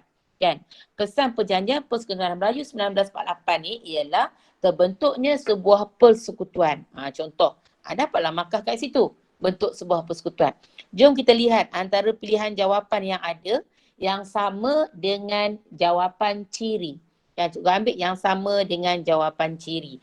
Tadi kita kata raja dia ada kuasa dalam Dewan Perundangan Negeri sebagainya kan. Kita lihat kat sini dia mengembalikan kuasa Raja Melayu. Ini kalau kesan ni, kalau kata soalan nanti dia tanya mengenai kepentingan, inilah juga adalah jawapan dia. Kan, sama ada dia tanya tentang kesan maupun dia tanya mengenai kepentingan. Jadi, kembalikan semula kuasa Raja-Raja Melayu. Itu yang pertama. Yang kedua, apa yang sama lagi? Majlis Raja-Raja Melayu kan? Diwujudkan melalui peruntukan Perjanjian Persekutuan Melayu 1948. Apa lagi? Kan? Ketua dia, Pesuruhjaya Tinggi British. Kan? Apa lagi? Okey, kalau kita sebut je Raja Melayu dikembalikan, secara tak langsung kedudukan istimewa Raja Melayu dan kepentingan sah kaum lain pun dia diiktiraf kat situ. Kan? Kemudian apa lagi? Kewarganegaraan. Beri ruang kewarganegaraan kepada orang bukan Melayu. Itu yang kita kata yang melalui secara permohonan sebagainya tu. Jadi dia orang boleh dapat warga negara kat situ. Kan? Lagi apa lagi? Orang Melayu diiktiraf sebagai penduduk asal. Bila diiktiraf sebagai kedudukan istimewa ni secara tak langsung, dia diiktiraf sebagai penduduk asal. Kalau dalam soalan objektif kadang-kadang, dia mungkin tanya mengapa, apakah bukti yang menunjukkan kedudukan istimewa orang Melayu ni apa yang menyebabkan kedudukan istimewa orang Melayu ni diiktiraf di dalam Persekutuan Tanah Melayu 1948. Kalau soalan objektif lah dia tanya macam tu kan. Antara jawapannya ialah dia adalah penduduk asal. Kan? Kenapa orang Melayu diiktiraf sebagai kedudukan istimewa orang Melayu ni? Sebab dia adalah penduduk asal. Maksudnya kita boleh ambil jawapan-jawapan yang ada di dalam ciri ni sebagai jawapan kita. Kan? So apa lagi yang kita boleh ambil? Ikut logik akal kita lah sebenarnya. Sekejap ada yang nak masuk ni. Okey. Ikut logik akal kita yang lain. So kalau kita lihat antara jawapan yang dia bagi, dapat wujudkan kerjasama. Contoh dia bagi kat sini. Kan? Lagi apa lagi yang dia bagi? Dia kata, okey, nanti kita yang ni dia bagi huraian lah dengan penubuhan CLC apa benda sebagainya. Nanti kita akan belajar tentang CLC itu. Memupuk persefahaman, merintis kepada Perlembagaan Persekutuan Tanah Melayu 1957 ke arah kemerdekaan nanti dan juga membawa kemerdekaan negara yang berdaulat sebab 1948 ni ke arah kemerdekaan nanti. Kan, sebab kita tengok tadi ada dekolonisasi tadi. Dan British mengiktiraf dasar menaungi negeri Melayu seperti Perang Dunia Kedua. Maksudnya dasar dia adalah taraf naungan. Bukan lagi tanah jajahan. Dan mana-mana jawapan yang munasabah. Kan kita boleh masukkan dekat sini. Sebab tu cikgu kata kalau untuk ciri-ciri sama ada Persekutuan Tanah Melayu ke apa benda kan. So kita boleh curi balik poin dekat sini. Dan kalau dalam Perjanjian Malaysia pun sama, kita boleh curi balik poin daripada ciri-ciri perjanjian tersebut. Kalau soalan dia tentang kepentingan Perjanjian Malaysia, kepentingan Perjanjian Persekutuan Tanah Melayu 1957, kepentingan Persekutuan Tanah Melayu 1948, ciri-ciri itu kita boleh keluarkan balik, kita boleh letakkan di dalam jawapan kita. Jawapan kamu dikira betul, tak salah pun. Walaupun kita tengok, tadi dah cerita dah kat atas, takkan nak cerita lagi kat bawah. Tak apa. Jawapan kat atas tentang ciri. Jawapan yang kedua tentang tentang kesan ataupun tentang kepentingan. Jadi benda tu jadi tak ada salah pun. Kita ulang balik jawapan tu yang sama. Kan kalau kita work smart lah. Kalau kamu work smart kat sini kan, kamu bagi balik, kamu tak payah nak fikir banyak sangat jawapan untuk kebat sebab jawapan tu memang dah ada dah kepada kita pun. Kita just salin balik tapi cara kita sebut nanti, cara kita salin jawapan kita nanti dia akan jadi kesan Perjanjian Persekutuan Tanah Melayu 1948 dalam usaha ataupun kita kata kesan Perjanjian Persekutuan Tanah Melayu 1948 ialah dapat mengembalikan semula kuasa Raja-Raja Melayu. Full stop kat situ. Kan? So jawapan kita yang berikutnya apa lagi kan. Itu antara yang kita boleh bagi sebagai jawapan kita. Ingat soalan kepentingan. Cikgu memang pentingkan untuk kamu ambil tahu mengenai kepentingan. Jadi sekarang kita belajar mengenai Perjanjian Persekutuan Tanah Melayu 1948. Bermaksud dekat sini, kamu kena tahu tentang Perjanjian Persekutuan kepentingan Perjanjian Persekutuan Tanah Melayu 1948. Dan okey So dapat kat situ Cikgu harap kamu ni tahu kalau kita sebut je Persekutuan Tanah Melayu 1948, so automatik kamu dah fikir dah apa kepentingan. Kamu cari siap-siap kepentingan Persekutuan Tanah Melayu 1948 apa. Sebab kalau soalan mungkin dia naik macam ni, sejauh manakah Perjanjian Persekutuan Tanah Melayu 1948 dapat membawa kepada kita kata pembentukan negara bangsa Malaysia contohnya. Tetap itu juga adalah jawapan ni. Jawapan yang ada tertera kat depan ni, inilah juga antara stok jawapan yang kamu boleh tulis. Kan dia naiklah macam mana sekalipun. Sejauh manakah mungkin dikata Perjanjian Persekutuan Tanah Melayu 1948 berintis ke arah kemerdekaan. Ulas penyataan ini. Kamu bagi je yang antara jawapan-jawapan yang ada ni, itulah juga adalah jawapan dia. Kamu bagi je jawapan kepentingan. Kecuali kalau dia tanya kita tentang langkah. Bagaimana langkah yang perlu anda, mungkin dikata sebagai pemimpin pada waktu tersebut. Apakah langkah yang akan anda lakukan untuk menjayakan Perjanjian Persekutuan Tanah Melayu 1948 contohnya. Mungkin dia nak langkah, dia nak cara daripada kita apa yang rasa kita nak buat. Kita nak tiru jawapan yang kat atas pun boleh. Contoh kita kata akan membentuk sebuah persekutuan yang kuat. Sebenarnya sama dengan persekutuan dekat atas kan. Tetap juga kamu dapat markah kat situ. Kalau kita lihat persekutuan kat atas ni kan. Kita kata kita nak bentuk sebuah persekutuan dengan gabungan semua negeri. Kan sama. Tak apa, dia akan diterima juga itu sebagai jawapan kita. Apa lagi? Kita kata mungkin kita nak jadikan Raja Melayu sebagai pentadbir, berkuasa dalam pentadbiran. So kita buat, kita bagilah cadangan kita dan cadangan kita pun lebih kurang macam Persekutuan Tanah Melayu 1948 juga. So kita akan dapat juga. Kadang-kadang dia mungkin naik tentang Melayu Union. Dia akan tanya apa cadangan kita untuk menambah baik Melayu Union ni. Katalah kita nak ambil Persekutuan Tanah Melayu, kita dah hafal ni tentang Persekutuan Tanah Melayu, tiba-tiba dia tanya tentang Melayu Union pula. Dia tanya soalan kebat pula, bagaimana kita nak nambah baik? Ataupun kalau kita sebagai pemimpin, apa yang akan kita lakukan untuk menambah baik Melayu Union ke, ataupun kita kata untuk dimasukkan di dalam memorandum yang kita perlu bagi kepada British ke apa benda kan, yang kita nak unjulkan kepada British ke apa. Kamu boleh ambil ciri-ciri Persekutuan Tanah Melayu ni sebagai cadangan kamu. Contoh kamu katalah nak bentuk persekutuan kita kata. Yang kedua, Raja Melayu dikembalikan, hak istimewa kewarganegaraan diperketatkan apa benda kan. So kamu boleh tiru ambil jawapan PTM ni masuk dekat Melayu Union. Penambahbaikan. Sebab PTM ni adalah penambahbaikan daripada Melayu Union. Melayu Union dihapuskan, maka PTM ni muncul kat sini. Kan? So ini kita kata sebab tu cikgu kata dalam PTM ni tolong ingat mengenai benda ni, mengenai ciri-ciri dalam Persekutuan Tanah Melayu 1948 ni. Okey, kemudian kepentingan Okey, kalau soalan kebat dia tanya Persekutuan Tanah Melayu berjaya mewujudkan kerjasama kaum dan membentuk identiti negara. Beri penjelasan anda. Sama juga. Kan kalau kita lihat dia nak apa sebenarnya ni, nak wujudkan kerjasama kaum dan membentuk identiti negara, beri penjelasan anda, dia nak apa sebenarnya. Kalau kamu tak faham kehendak soalan, macam Cik Usha cakap, pergi kepada dua benda, langkah dengan kepentingan. Kan apa dia, kalau kita kata ini tak ada pun langkah pun, maksudnya kepentingan apa.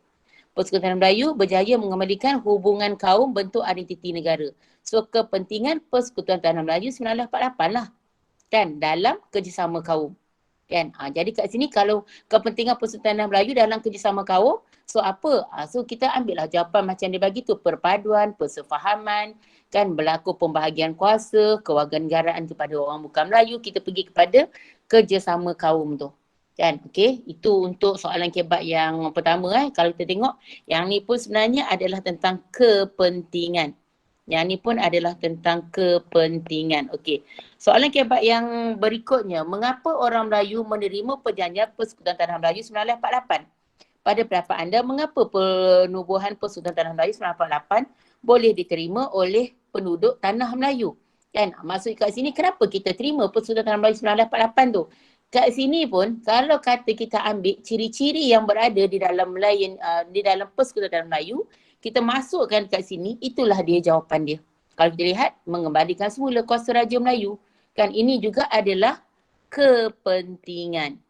Kepentingan Persekutuan Tanah Melayu 1948. Sebab tu cikgu kata, kalau kamu tahu kepentingan, kamu boleh jawab soalan ni. Soalan ni berulang je. Benda yang sama. Tengokkan poin yang sama yang cikgu dah bincang tadi pun. Kan diambil balik. Kan kita boleh guna dia kepada banyak bentuk soalan. Jadi daripada sini, kamu siap-siap kan. Kepentingan ni kamu siap-siap untuk berapa jawapan yang kamu ada stok dekat tangan kamu. Contoh kamu dah hafal 10. Untuk kepentingan Persekutuan Tanah Melayu 1948. So bila kita ada 10 ni, bila kita nak jawab soalan, kita dah ada dah set tu. So kita hanya buat ayat je pada hari kejadian nanti. Kan kita kena pasti dululah sebelum tu. Soalan tu dia tanya kepentingan ke, dia tanya kehendak, dia tanya langkah. Okey. Kemudian bincang manfaat yang diperolehi daripada kejayaan pembentukan persekutuan tersebut. Yang ni pun dia merujuk kepada Persekutuan 1948 jugalah. Jadi apa manfaat yang kita dapat? Kan? Kalau manfaat ni kebaikan, apa kebaikan yang kita dapat? Jadi apa kebaikan, apa faedah yang kita dapat daripada sini?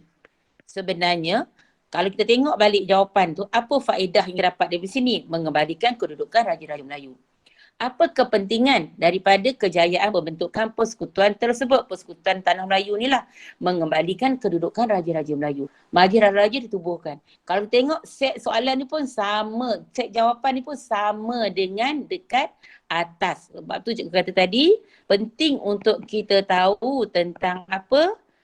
Kepentingan. Setiap kali kelas memang cikgu akan ulang mengenai kepentingan ni. Supaya kamu kena ambil tahu. Kita belajar tentang tajuk Persekutuan Tanah Melayu ni, kamu kena tahu tentang kepentingan Persekutuan Tanah Melayu 1948. Kan? Okey. Kita next dia lihat pada soalan yang berikutnya. Kan? Mengapa pembentukan Persekutuan Tanah Melayu 1948 penting dalam pembentukan pembinaan negara dan bangsa Malaysia hari ini? Kan? Maksudnya dia tanya apa? Kepentinganlah Persekutuan Tanah Melayu 1948.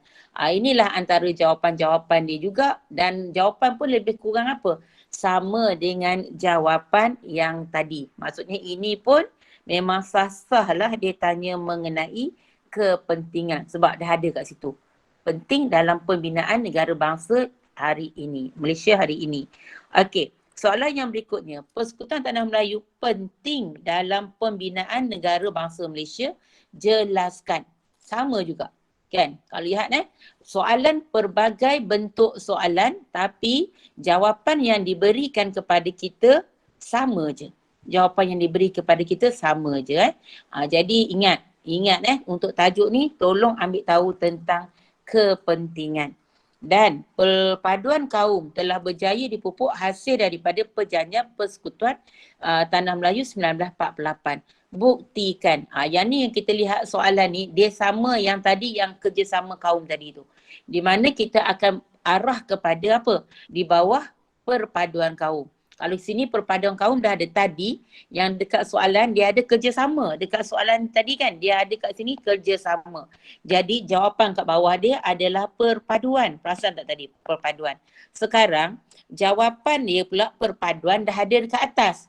Kan? Jadi dekat bawah ni kita boleh ambil jawapan antara jawapan dia yang mana-mana munasabah ni adalah kerjasama kaum. Membentuk pada kerjasama kaum, kita CLC, persefahaman, tolak ansur dan sebagainya. Kamu rujuk juga dengan jawapan yang tadi, ya, yang tentang kerjasama kaum tu. Yang Persekutuan Tanah Melayu kepada penting kepada persekutuan kepada kerjasama antara kaum tadi. So benda yang sama kat sini. Jadi itu Jadi ini adalah untuk bab Bab 5 mengenai Persekutuan Tanah Melayu 1948. Jadi kalau cikgu simpulkan dalam bab 5 ni, satu, kamu sentuh mengenai Persekutuan Tanah kita sentuh tadi awal-awal tadi adalah mengenai yang awal tadi mengenai sebab kan. Sebab mengapa Melayan Union tu yang pertama tadi, cikgu pun dah lost pula. Yang pertama tadi lepas sebelum faktor. Jawatan kuasa kerja kan. Yang pertama kita tahu 5 jawatan kuasa kerja. Apa cadangan jawatan kuasa kerja? Tu yang pertama kan. Kemudian yang kedua kita lihat kepada faktor. Ada 3 faktor utama tadi kan. Penentangan orang Melayu, cadangan Raja Melayu dan juga UMNO dan juga sokongan pentadbir British tadi. Dan cikgu dah keluarkan dah tadi setiap poin-poin yang berada kat bawah dia tu. Lepas faktor, kita lihat pula mengenai ciri ciri dalam Perjanjian Persekutuan Tanah Melayu 1948. Dan kemudian yang last ni kita lihat kepada soalan kebat yang dia menjurus kepada kepentingan. Cuba ambil tahu tentang kepentingan Persekutuan Tanah Melayu 1948. Persekutuan Tanah Melayu 1948, Melayu Union ini antara tajuk yang popular di dalam soalan trial. Cikgu tak katalah yang popular ni dia boleh naik. Mungkin yang tak popular pula yang dia akan naik. Tapi kita haraplah supaya tajuk popular ni lah yang memberi ruang kepada kamu untuk dapat jawapan yang penuh lah. Kamu dapat bagi markah yang penuh kat sini. Okey. Itu tentang Persekutuan Tanah Melayu 1948. Kan? Kita nak jumpa balik Persekutuan Tanah Melayu 1957 adalah dalam bab 9 nanti. Bila kita sentuh mengenai perlembagaan Persekutuan Tanah Melayu untuk merdeka nanti. Iaitu pada tahun 1957.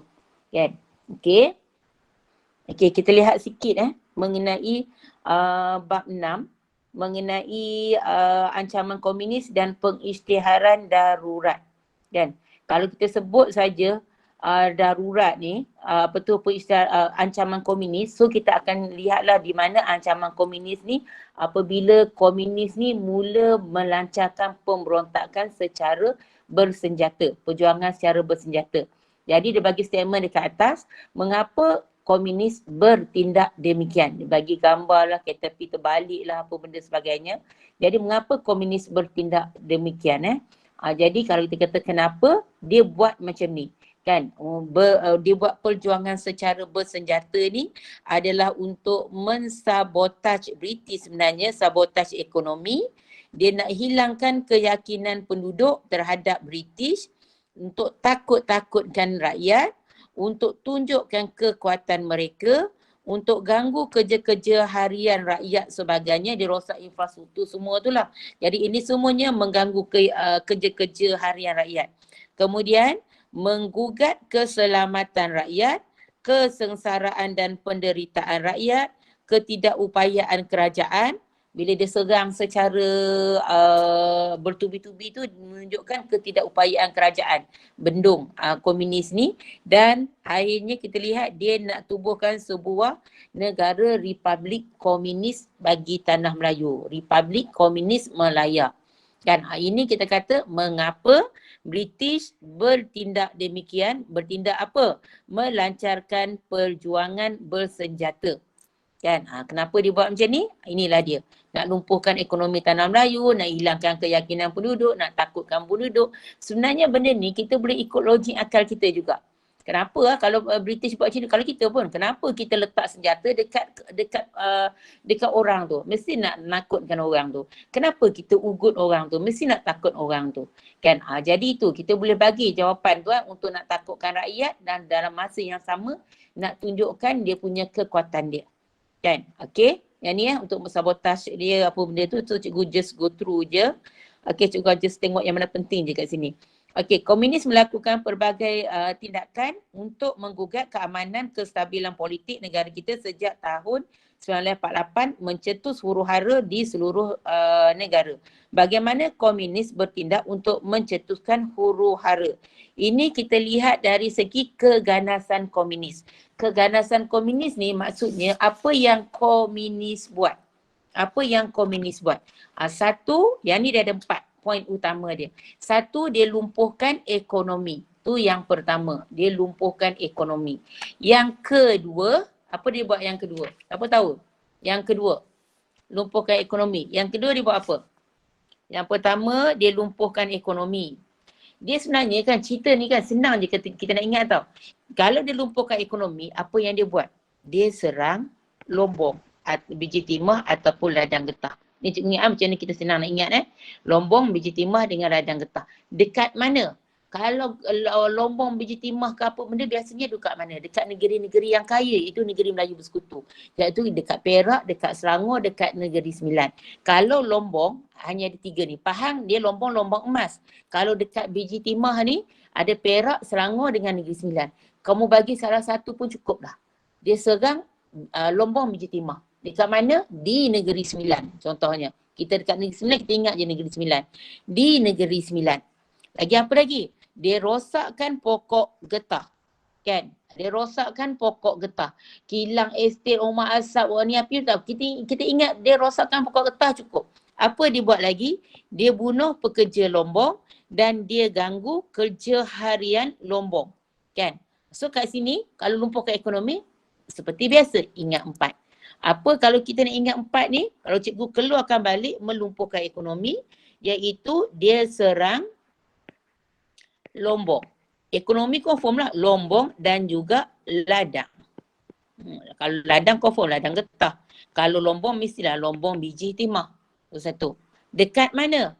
Kita ambil je negeri kita sendiri. Dekat Negeri Sembilan. Kan? Apa lagi dia buat? Dia rosakkan pula pokok getah. Dia toreh pokok getah sebenarnya menyebabkan pokok getah tu rosak. Kan? Apa lagi dia buat? Dia bunuh, kita kata bunuh siapa? Bunuh pekerja. Pekerja Lombong ataupun ladang. Dia pekerja ni dia akan libat Lombong ataupun ladang je. Ladang getah ataupun Lombong biji timah. Jadi kalau dekat sini yang kita nak ingat ialah dilumpuhkan ekonomi macam mana? Diserang Lombong. Kan? Dekat mana? Dekat Negeri Sembilan. Dia buat apa lagi? Dia rosakkan pokok getah. Dia buat apa lagi? Dia bunuh pekerja. Dah cukup. Ingat yang tu. 4 berada di bawah melumpuhkan ekonomi. Kita kalau melumpuhkan ekonomi, kita fokus pada ekonomi je. Biji timah dengan getah. Tu je. Yang Lombong, biji timah dan juga getah. Okey. Kalau yang kedua, rosakkan infrastruktur. Kan? Kalau infrastruktur, apa yang dia buat? Dia sabotaj kemudahan asas. Infrastruktur kemudahan asas lah. Dia sabotaj. Kan? Lagi apa lagi? Dia bom. Cikgu bagi yang ringkas Dia bom. Dia bom apa? Letaklah landasan kereta api ke, jalan ke apa benda sebagainya. Apa lagi dia buat? Dia tembak. Kan? Tembak dan bakar. Biasanya dia tembak apa? Kenderaan yang lalu lalang tu. Kan? Kemudian dia buat apa lagi? Dia sabotaj kemudahan asas. Ini antara contoh-contoh kemudahan asas yang ada. Iaitu telefon, telegram, rosakkan paip air dan sebagainya. Dia juga serang pekerja awam. Jadi, kalau untuk infrastruktur kita nak ingat adalah ingat dulu sabotaj. Dia sabotaj apa? Kemudahan asas. Antaranya apa? Ingatlah salah satu. telefon. Kan? Yang mana kita nak ingat. Contoh yang paling senang kita ingat telefon. Lagi apa lagi? Dia bom. Dia bom apa? Letaklah kita nak bom apa kan. Ataupun kita kata bom, rosakkan dan alihkan landasan kereta api. Contoh, landasan kereta api. Lagi dia buat apa lagi? Dia, kita kata apa? Dia serang pekerja awam. Dah, tu je. Kalau di bawah, merosakkan infrastruktur. Ingat infrastruktur, poin utama yang kita ingat adalah sabotaj. Yang kedua kita ingat adalah bom. Yang kedua, tembak tadi cikgu tak letak tadi. Dia tembak kenderaan. Kan? Dan yang keempat kita kata dia serang pekerja awam ni. Sebab yang ni dia senang kita nak ingat. Kan? Okey, kalau yang ketiga dia akan pergi mengancam keselamatan. Keselamatan ni dia akan melibatkan nyawa. Jadi apa yang dia buat? Kan? Keselamatan ni apa yang dia buat? So dia ugut, dia sabotah, dia serang dan melakukan kekejaman kat situ. Jadi katalah kita ambil satu je, dia ugut. Ngancam keselamatan dengan dia ugut, contoh. Kan? Dia bunuh atau kita nak ambil kata dia bunuh. Senang cerita, lagi senang. Kita nak ingat. Dia ugut dan dia bunuh. Contoh tu. Okey, apa dia buat? Ini antara contoh yang dia bagilah. Di mana dia campak bom tangan dekat Shium Circus ni, dekat Perak. Menyebabkan ramai yang terkorban. Kan itu dari aspek keselamatan rakyat. Kalau untuk pasukan keselamatan, ancam pasukan keselamatan, dia serang balai polis. Oh, sorry. Dia serang balai polis. Kejap. Okey, cikgu tertekan. Okey jadi kat situ kita dapat dia punya ni dia. So ingatlah ada empat utama. Ingat dulu empat utama. Kalau dia sebut bagaimana ataupun kita kata keganasan komunis, apa tindakan komunis, okey, kita ingat empat yang pertama tadi. Yang pertama tadi lumpuhkan ekonomi. Kita akan cerita tentang lombong getah dengan lombong biji timah. Kan? Okey, apa yang dibuat dekat lombong tu? Yang kedua adalah infrastruktur. Kalau infrastruktur kita akan cerita tentang dia sabotaj infrastruktur, dia bom katalah dia tembak kereta lah, dia bom landasan kereta api lah sebagainya. Bagilah infrastruktur tu apa, contoh apa? Contoh telefon ke apa. Sebagian nak cover lagi jawapan kita. Untuk yang ketiga, keselamatan rakyat. Apa yang dia buat? Dia ugut, dia ancam, dia nak bunuh lah sebagainya. Dia bunuh pun. Kan dia campak bom antara contoh yang dia bagilah kat situ. Dan yang keempat, ancam keselamatan pasukan keselamatan. Kan dengan dia serang balai polis. Kalau pasukan keselamatan, ingat je dia serang balai polis. Kan itu antara keganasan komunis. Apa tindakan komunis? Ada 4 tindakan komunis tersebut. Okey. Soalan yang berikutnya, dia tanya mengenai rancangan bridge. Apa dia rancangan bridge? Okey. Usaha-usaha kerajaan ni sebenarnya dia ada beberapa usaha yang dilakukan oleh kerajaan untuk menangani komunis. Kalau boleh kamu ingat dulu kan apa usaha yang dilakukan oleh kerajaan untuk menangani komunis. So kita keluarkan dulu apa usaha yang dilakukan oleh kerajaan untuk menangani komunis. Kan? Usaha kerajaan tangani komunis. Kan? Kadang-kadang soalan dia tanya apa usaha yang dilakukan oleh kerajaan untuk menangani komunis. Dia tanya umum macam tu je. So kamu hanya bagi usaha yang dibuat oleh kerajaan tu sebenarnya kamu dah perolehi markah. Okey, yang pertama kita ambil dari segi kuat kuasa undang-undang darurat. Undang-undang darurat. Ingat darurat. Keyword dia kat sini adalah darurat. Yang kedua ialah dia perkasakan pasukan keselamatan. So yang kedua adalah pasukan keselamatan. Yang ketiga kita lihat kepada pasukan keselamatan ni banyak sebenarnya. Kita terus dia pergi pendaftaran kebangsaan dan kad pengenalan. Dan pendaftaran kebangsaan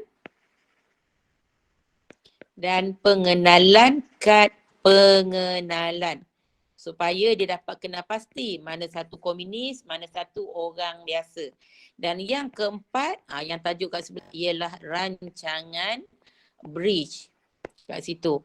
Yang kelima, yang kelima kita ada apa? Selepas rancangan bridge adalah tawaran pengampunan. Kan? Okey, yang keenam kita ada kempen bulan rakyat melawan penjahat. Kempen bulan rakyat lawan penjahat. Ingat dulu poin utama ni dulu sebelum kita nak ambil tahu hal yang lain. Yang ketujuh, dia buat perintah berkurung. Yang ketujuh. Dan yang ke-8 ialah perang saraf yang diperkenalkan oleh Templar. Kan? Okey. Kemudian yang ke-8, okey. Yang ke-9 adalah rundingan baling yang kemudiannya menemui kegagalan. Jadi, kalau usaha British, apa usaha kerajaan tangani komunis? So, dia ada 9. Kuasa undang-undang darurat, perkasakan pasukan keselamatan, pendaftaran kebangsaan dan kad pengenalan, rancangan bridge, tawaran pengampunan, kempen bulan rakyat lawan penjahat, perintah berkurung, perang saraf dan juga rundingan baling. Ini dulu, ingat dulu yang ni dulu, usaha dulu. Sebab kalau kata dinaik je, huraikan usaha kerajaan dalam menangani komunis di tanah Melayu. Kamu bagi je, bagi poin utama ni je. Kamu dah dapat exit 8 markah dah pun. Cuma buat ayat, jangan buat poin macam cikgu. Buat poin cikgu nanti kena tolak separuh markah. Buatlah ayat yang lengkap nanti. Usaha kerajaan dalam menangani komunis ialah dengan menguatkuasa undang-undang darurat. Kita belum hurai lagi pun. Mesti ada dalam ni yang kita tahu sikit kan. Mungkin kita akan hurai juga. Tapi yang sebenarnya kita dah bagi yang ni pun sebenarnya kita dah dapat pun 8 markah kat situ. Senang dah dapat markah kat sini. Okey. Cuma kalau kita tengok balik kepada soalan ni. Kadang-kadang ditanya je, usaha rancangan bridge dalam menangani ancaman komunis. So apa usaha, apa yang ada dalam rancangan bridge tu? So kat sini kita kena tahulah di dalam rancangan bridge ni ada apa. Contohnya rancangan bridge ni dilancarkan oleh Henry Gurney. Kan? Dia siapa pula pengarah operasi dia adalah Sir Harold Roddenberry. Dan kita nak ingatlah untuk apa rancangan bridge ni adalah untuk memutuskan hubungan PKM dengan Minuan. Sebab Minuan ni yang membekalkan makanan, senjata dan juga maklumat ubatan lah kepada PKM. Sebab Minuan ni dia ni berada di kalangan masyarakat. Di kalangan orang tak tahu pun dia ni adalah kita kata spy PKM. Kan, spy komunis sebenarnya. Sebab dia duduk dalam masyarakat. Dia pun ada kad pengenalan juga. Macam masyarakat, macam orang biasa je. Kan orang tak kenal. Yang dia tu adalah kita kata mungkin spy kepada komunis. Kan, okey. So dia anggap ini adalah langkah berkesan lah yang dia nak sekat gerakan komunis. Jadi dalam rancangan bridge ni apa yang dia buat? Dia buat kampung baru. Apa dia kampung baru ni? Inilah kampung baru di mana penduduk ni dipindahkan dekat satu kampung baru ni, dilengkapi dengan segala kemudahan tempat tinggal, dia ada segala kemudahan yang ada lah kat sini. Kan? Kemudian di cikgu tengok ni, okey, jawatan kuasa okey, dipagari. Kampung baru tu kita lihat dipagari oleh kawat berduri, dikawal oleh SC. Jadi tak senang orang nak masuk, nak keluar dari situ. Biasanya kalau soalan ni pun dia tanya 6 ataupun 4 markah. Standard dia akan tanya kita untuk 4 markah. Standard dia untuk 4 markah. Kadang mungkin yang ni dia tanya sampai 6 markah. Kalau tanya 4 markah pun kita boleh cari, paling-paling kita tahu dilancarkan sebab Henry Gurney pada waktu ni adalah Pesuruhjaya Tinggi British pada waktu ni. Dia yang kena bunuh dekat Bukit Fraser ni. Kan, okey. So Henry Gurney, kan dia adalah Pesuruhjaya Tinggi British. Dia yang lancarkan. Siapa pengarah operasi dia? Sebab tu kita panggil rancangan bridge, iaitu Sir Harold Roddenberry. Ini pengarah operasi dia. Untuk apa rancangan bridge ni? Ingat, putuskan hubungan antara PKM dengan Minuan. Kan? Apa lagi? Di bawah Kampung Baru, di bawah rancangan bridge, dia orang buat Kampung Baru. Kampung Baru ni macam mana Kampung Baru ni? Diletakkan semua, diberi segala kemudahan yang ada dekat situ, dipagari dan dikawal oleh SC. Dah cukup dah pun sebenarnya. Kan? Kamu dah berdapat 6 markah dah daripada situ. Kan? Ingat, at least kamu tahu rancangan bridge tu apa. Kan? Siapa yang lancarkan rancangan bridge? Tak ingat nama penuh Sir Harold Roden Bridge pun, kamu sebut je lah pengarah operasinya ialah katalah kamu sebut Harold Bridge pun sebenarnya kita masih terima lagi. Kan nama tengah dia tak ada pun kita masih terima lagi untuk Harold Bridge. Kan? Ataupun kita kata mungkin kamu kata Lieutenant General Bridge, mungkin lagi boleh diterima yang tu. Kan kita ingat apa tujuan dia? Tujuan dia putuskan hubungan PKM dengan Menyuai dan dia buat kampung baru. Yang penting dia buat kampung baru. Kita tahu kampung baru. Okey. Kemudian tindakan komunis melancarkan perjuangan bersenjata membawa kepada pengisytiharan. Okey, yang ni dia fokus pula tentang undang-undang darurat di Tanah Melayu. Apa peristiwa yang membawa kepada pelaksanaan undang-undang darurat tu? Kan? Apa peristiwa undang-undang darurat ni kita tahu komunis dia buat perjuangan senjata. Dia start pada tahun 1948. Dia mula buat perjuangan bersenjata. Sebab tu kita isytiharkan darurat start 1948 hingga 1960. Baru tamat undang-undang darurat. Selama 12 tahun undang-undang darurat dijalankan di dalam negara kita. Kan? Apa tujuan? Kan komunis buat macam tu adalah untuk tubuhkan Republik Komunis di Tanah Melayu. Kan? Dalam masa yang sama kan kita dah tengok dah belajar tadi kan adalah untuk nak lumpuhkan ekonomi dan juga infrastruktur, mengancam keselamatan rakyat dan juga mengancam keselamatan pasukan keselamatan tadi. Nampak tak? Kita bagi lagi jawapan tu kat sini. Kan? Okey. Peristiwa trigger dia yang membawa kepada undang-undang darurat ni adalah trigger dia datang dekat sini. Ini adalah trigger dia. Trigger dia yang membawa turning point lah kepada undang-undang darurat ni. Kan? Trigger dia adalah masa pembunuhan 3 orang pengurus ladang Eropah yang dibunuh ni. Tak ingat nama? Tak payah nak ingat nama. Kalau kamu ingat nama dah hafal dah okey.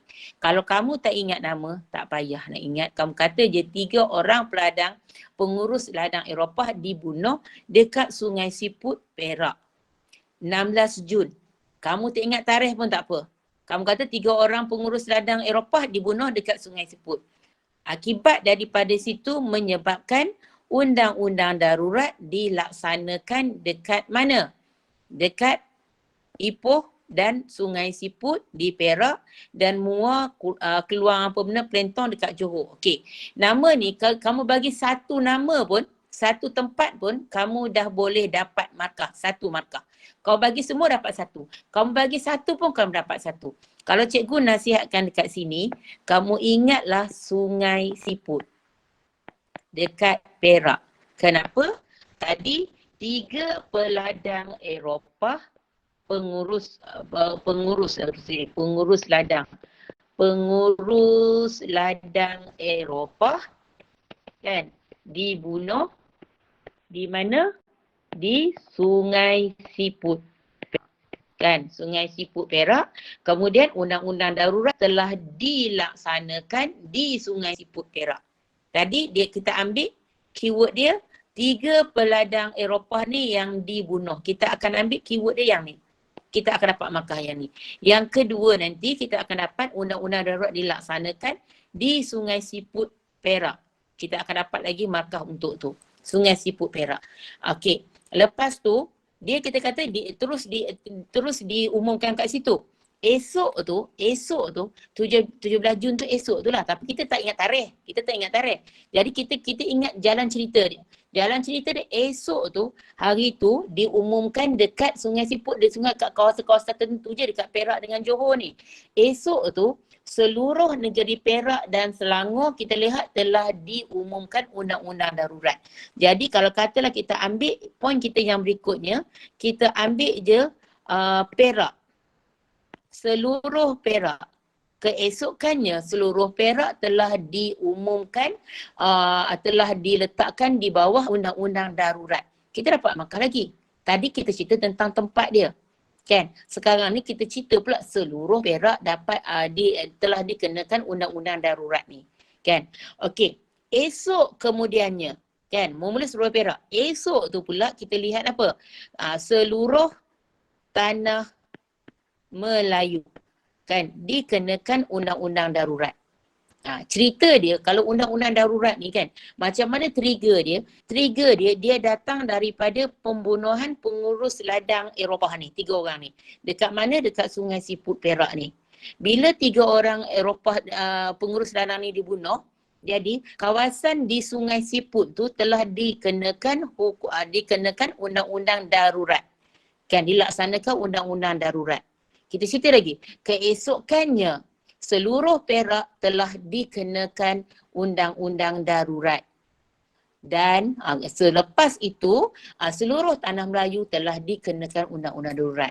Kemudiannya, kita gunalah penanda wacana. Kemudiannya seluruh Perak ini, seluruh Perak dapat makan lagi. Seluruh tanah Melayu dapat dikenakan undang-undang darurat. Jadi kat sini sebenarnya, daripada pengurus ladang dapat 1 markah, Sungai Siput dikenakan undang-undang darurat tu dapat 1 markah, seluruh Perak dapat lagi markah kat situ, dan seluruh tanah Melayu dapat lagi markah kat situ.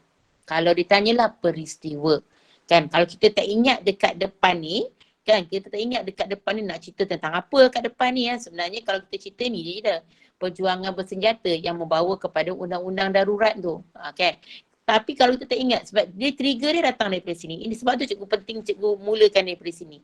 Trigger dia datang daripada pembunuhan 3 pengurus ladang Eropah. Kan? Lepas tu sebab kita ingat yang ni senang. Kita kena ingat dia dekat Sungai Siput Perak aja. Lepas tu kita akan ingat dikenakan undang-undang darurat dekat Sungai Siput Perak. Lepas tu pula esok tu dikenakan dekat seluruh Perak. Esok tu kemudiannya dikenakan di seluruh tanah Melayu. So simple kita nak ingat kat situ. Daripada situ pun sebenarnya kita dah dapat 4 markah yang kita dapat kat situ. Sebab ini adalah peristiwa. Kan, peristiwa. Okey, jadi itu mengenai undang-undang mengenai pelaksanaan undang-undang darurat di Perak. Okey. Kemudian kita lihat kesan zaman darurat terhadap sosioekonomi penduduk tempatan. Apa kesan zaman darurat terhadap sosioekonomi penduduk tempatan? Kan, kalau kat sini kita lihat, dia bagi memang banyaklah dia bagi kat sini. Kita nak paling-paling tak 8 je. Kalau kita lihat kat sini, dia bagi memang lebih daripada 8, 9, 10, 11, 12, 13, 14, 15, 16, 17, 18, 19, 20, 21, 22, 23, 24. Dan 24 pilihan jawapan yang ada kat situ. Tengok F1, F2 dengan F3. Itu yang penting dulu. Kan, bila tengok kesan darurat terhadap sosioekonomi. So, 1, meningkatkan kos pentadbiran. 2, penderitaan dan kesengsaraan penduduk. Dan 3, merenggangkan hubungan kaum. Ambil dulu yang tu. Ingat dulu 3 ni. Apa kesan zaman darurat terhadap sosioekonomi? Kan, tingkatkan kos perbelanjaan. Kalau kita cerita nanti macam mana? Okey, meningkatkan kos perbelanjaan. Nak menangani komunis ni memerlukan belanja yang sangat besar. Kan? So kita dapat markah kat situ dah.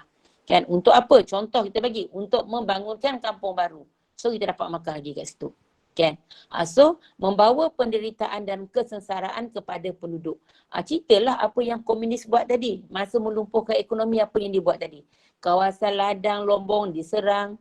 Kan, pengeluaran makanan padi kalau lihat semakin berkurangan, harga barang melambung, kan, mengancam nyawa kita. Kalau kita tengokkan dibunuh, kalau kita katalah nyawa penduduk dibunuh apa benda, itu semua jawapan-jawapan yang kita boleh bagi. Kan, catuan makanan berlaku kat situ. Kalau kita nak cari jawapan-jawapan yang senang, kita nak ingat kat sini. Kalau cikgu nak tolong kamu kat sini, okey. Meningkatkan kos perbelanjaan, yang ni kita ambil pembangunan kampung baru. Kemudian penderitaan penduduk, kita ambil Lombong dengan ladang diserang komunis. Lepas tu kita ambil mengancam nyawa orang ramai. Kan? Penduduk sukar bergerak untuk dapatkan keperluan, perintah berkurung dilaksanakan, kemudian catuan makanan dah ambil situ, merenggangkan hubungan kaum. Yang kita ambil kat sini adalah penempatan semula kampung baru sebab dia didominasi oleh kaum tertentu je. Dalam satu kampung baru kalau orang Cina je. Dia tak ada dalam situ orang Melayu, orang Cina, orang India tak ada. So dia terpisah dengan kaum. So secara tak langsung merenggangkan hubungan kaum penempatan semula kampung baru tu. Kemudian okey, ni dah cerita tentang kampung baru. Okey, kampung baru ni nanti yang dia berkembang menjadi bandar dan kat sini kita lihatlah orang Melayu. Kalau kita lihat dia duduk dekat kawasan baru yang serba kekurangan lah sebab orang Melayu jangan dipindahkan. Yang banyak dipindahkan adalah orang Cina sebab komunis pada waktu ni dia memang cari orang Cina pun nak dapatkan bekalan dan sebagainya. Sebab tu orang Cina yang duduk di kawasan pinggir bandar dipindahkan duduk dalam kampung baru tersebut. Okey, kalau dekat sini, kalau cikgu ambil poin yang ada kat sini, 1, 2, 3, 4, 5, 6, 7, 8, 9, mana lagi? 10, 11. Cukup lah. Kan? Kita tak perlu kita nak mengingat semua, kita nak masukkan semua. Kan? Kalau kita nak masuk sikit apalah kita hurailah sikit lagi apa. Tapi jawapan ni pun sebenarnya dah cukup untuk kamu dapat untuk 8 markah. Kan? Ingat dulu 3 yang utama dulu. F1, F2, F3 dulu. Tingkatkan kos perbelanjaan, ancam nyawa pula kita ambil dekat F2 tu penderitaan dan kesengsaraan rakyat. Dan yang ketiga adalah merenggangkan hubungan kaum tadi. Kan? So 3 tu, okey di bawah 3 tu kalau kita kata untuk kesengsaraan rakyat kita katalah ramai dibunuh contohnya kan. Ramai rakyat yang telah dibunuh. Macam tu. Kan? Makanan telah dicatu kan di tanah Melayu ataupun catuan makanan telah dikenakan di tanah Melayu. Betul lah tu, asalkan ayat kamu ayat yang lengkap, so kamu akan dapat markah lah kat situ. So ini kalau ditanya tentang kesan zaman darurat. Sebab sebenarnya dalam ni tak banyak sangat pun. Ni dia. Okey, kita tengok kejap soalan kehebat. Cikgu just go through sikit lagi ya. Sebab tak banyak pun untuk bab 6 ni. Okey, kewarganegaraan yang sebagai warga negara patriotik, bagaimana anda dapat menggalakkan masyarakat untuk menghargai sumbangan pasukan keselamatan? So maksudnya yang dia nak apa sekarang? Dia nak apa? Kepentingan ke langkah? Boleh bagi jawapan kat cikgu yang mana ada? Kepentingan ke langkah? Kalau soalan ni, bagaimana anda dapat menggalakkan masyarakat? Ya, dia nak ingat macam cikgu cakap sebelum ni, kalau bagaimana, kita kena tengok dulu kehendak soalan dia macam mana. Kalau macam ni, dapat menggalakkan masyarakat dalam untuk menghargai pasukan keselamatan dan keamanan. So bagaimanakah? Maksudnya dia nak ni adalah langkah. So kita tahulah, so kamu bagilah ikut logik akal kamu. Kalau kata poin ni ingat, kalau 8 markah maka jawapan kamu mesti cukup untuk 8 markah tersebut. Okey, next soalan yang berikutnya. Ancaman keselamatan yang melanda negara pada hari ini memerlukan kerjasama yang erat daripada semua pihak untuk mengatasi dia. Bagi pandangan dan penjelasan anda. So dia nak apa kat sini? Apa kehendak soalan? Cikgu akan tanya 2 je. Dia nak kepentingan ke langkah? Kena pasti dulu benda ni. Kepentingan ke langkah? Pelbagai ancaman keselamatan yang melanda negara hari ini memerlukan kerjasama yang erat daripada semua pihak untuk mengatasi dia. Bagi pandangan dan penjelasan anda. Dia nak apa? Ada yang bagi langkah? Ada yang bagi langkah? Langkah? Betul langkah? Pelbagai ancaman keselamatan yang melanda kita hari ini memerlukan kerjasama yang erat dalam bagi semua pihak. Maksud dia, kalau ancaman yang ada sekarang ni, kita perlukan kerjasama yang erat daripada semua pihak untuk atasi ancaman yang berlaku. Bagi pandangan anda. Jadi kat sini kalau kita lihat jawapan ni kerjasama yang erat dapat mengatasi ancaman keselamatan. Kan? Maksudnya dia kata kat sini kalau kita ada ancaman keselamatan ni memerlukan kerjasama yang erat. Bukan macam tu daripada berbagai pihak. Bagi pandangan. So kalau kita lihat bentuk jawapan yang dibagi kat sini, pemimpin yang bijak menyelesaikan masalah. Kita tengok dulu F1, kita tengok pula F2, pemimpin menjalinkan hubungan diplomatik yang baik dengan semua negara, dan F3 kita akan lihat rakyat bersatu padu antara satu sama lain. Sebenarnya kalau kita ambil dia kepada kepentingan pun sebenarnya dia boleh membawa jawapan ni kepada sini juga. Kalau kita ambil langkah, kita jangan bagi semuanya langkah-langkah je. Contoh kalau kat sini bagi pandangan dan penjelasan anda. Penjelasan kita simple je. Maksudnya kerjasama yang erat ni, kita perlukan kerjasama yang erat untuk untuk atasi ancaman keselamatan ni. Perlu kerjasama yang erat. Jadi kat sini apa pandangan dan penjelasan kita. Dia bagi kat sini, kita mestilah mempunyai pemimpin yang bijak untuk menyelesaikan masalah. Untuk apa? Dia bagi huraian dia. Okey. Ini yang kita kata ni ada fakta, ada huraian lanjutan, ada contoh dan ada inference. Dia ikut secara holistik. Dia ikut secara holistik kat sini. Jadi kat sini kata huraian dia memastikan keselamatan negara terjamin. Huraian lanjutan dia lagi, pentadbiran negara dapat berjalan dengan lancar. Huraian lanjutan dia lagi, mewujudkan sebuah negara yang aman dan harmoni. Kan? Jadi contoh dia bagi pencerobohan pengganas di Lahad Datu. Kan? Okey. Dia tak bagi inference kat sini, dia terus pergi kepada F2. Kan? Pemimpin menjalinkan hubungan diplomatik yang baik dengan semua negara. Okey, huraian dia, pemimpin tidak menyalahguna kuasa. Huraian lagi, manfaat dari sudut politik, ekonomi, sosial. Huraian lagi, memberi sumbangan penting dalam PBB sebagainya lah. Dia bagi banyak contoh kat situ. Dan C2 dia duduk kat sini, telari C2 kat sini. C2 kalau kita lihat, seperti menghantar pasukan pengaman di Bosnia. Inference dia, imej negara terkenal di mata dunia. Nampak tak? Dia pun guna inference imej negara. Sebab kalau kita lihat yang cikgu dah post dalam grup pasak sejarah tu, itu adalah inference antara kalau imej negara ni semua tempat politik ke ekonomi sosial, ketiga-tiga tempat kita boleh pakai kat situ. Rakyat bersatu padu antara satu sama lain. Apa lagi poin yang dia bagi?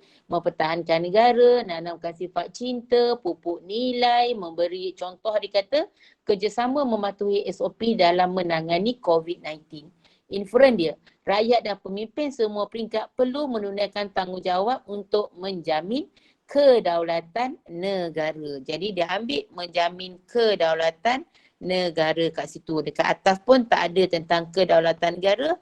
Jadi kedaulatan negara boleh dipakai kat situ. Ini contoh kalau kamu nak buat ikut melalui fakta, huraian lanjutan, contoh dan juga inference. Boleh buat macam ni. Tak ada masalah pun. Kan? Okey, boleh buat dalam bentuk macam dia bagi jawapan bentuk macam ni. Dan kita buatlah ayat, gunalah penanda wacana apa benda sebagainya. Dan boleh juga buat dalam bentuk macam ni. Tapi cikgu pun nasihatkan, kalau soalan kebat, terutama yang melibatkan 8 markah, biasakan diri untuk bagi contoh dan juga inference. Contoh dekat bawah ni pun dia dah bagi kat sini. Seperti kegiatan jenayah, aktiviti haram, kongsi gelap. Kalau inference, contoh kat sini kan, apa inference kita nak bagi kat sini? Pada pendapat anda, apakah langkah yang boleh kita ambil untuk menghargai keamanan negara yang kita boleh kecapi pada hari ini?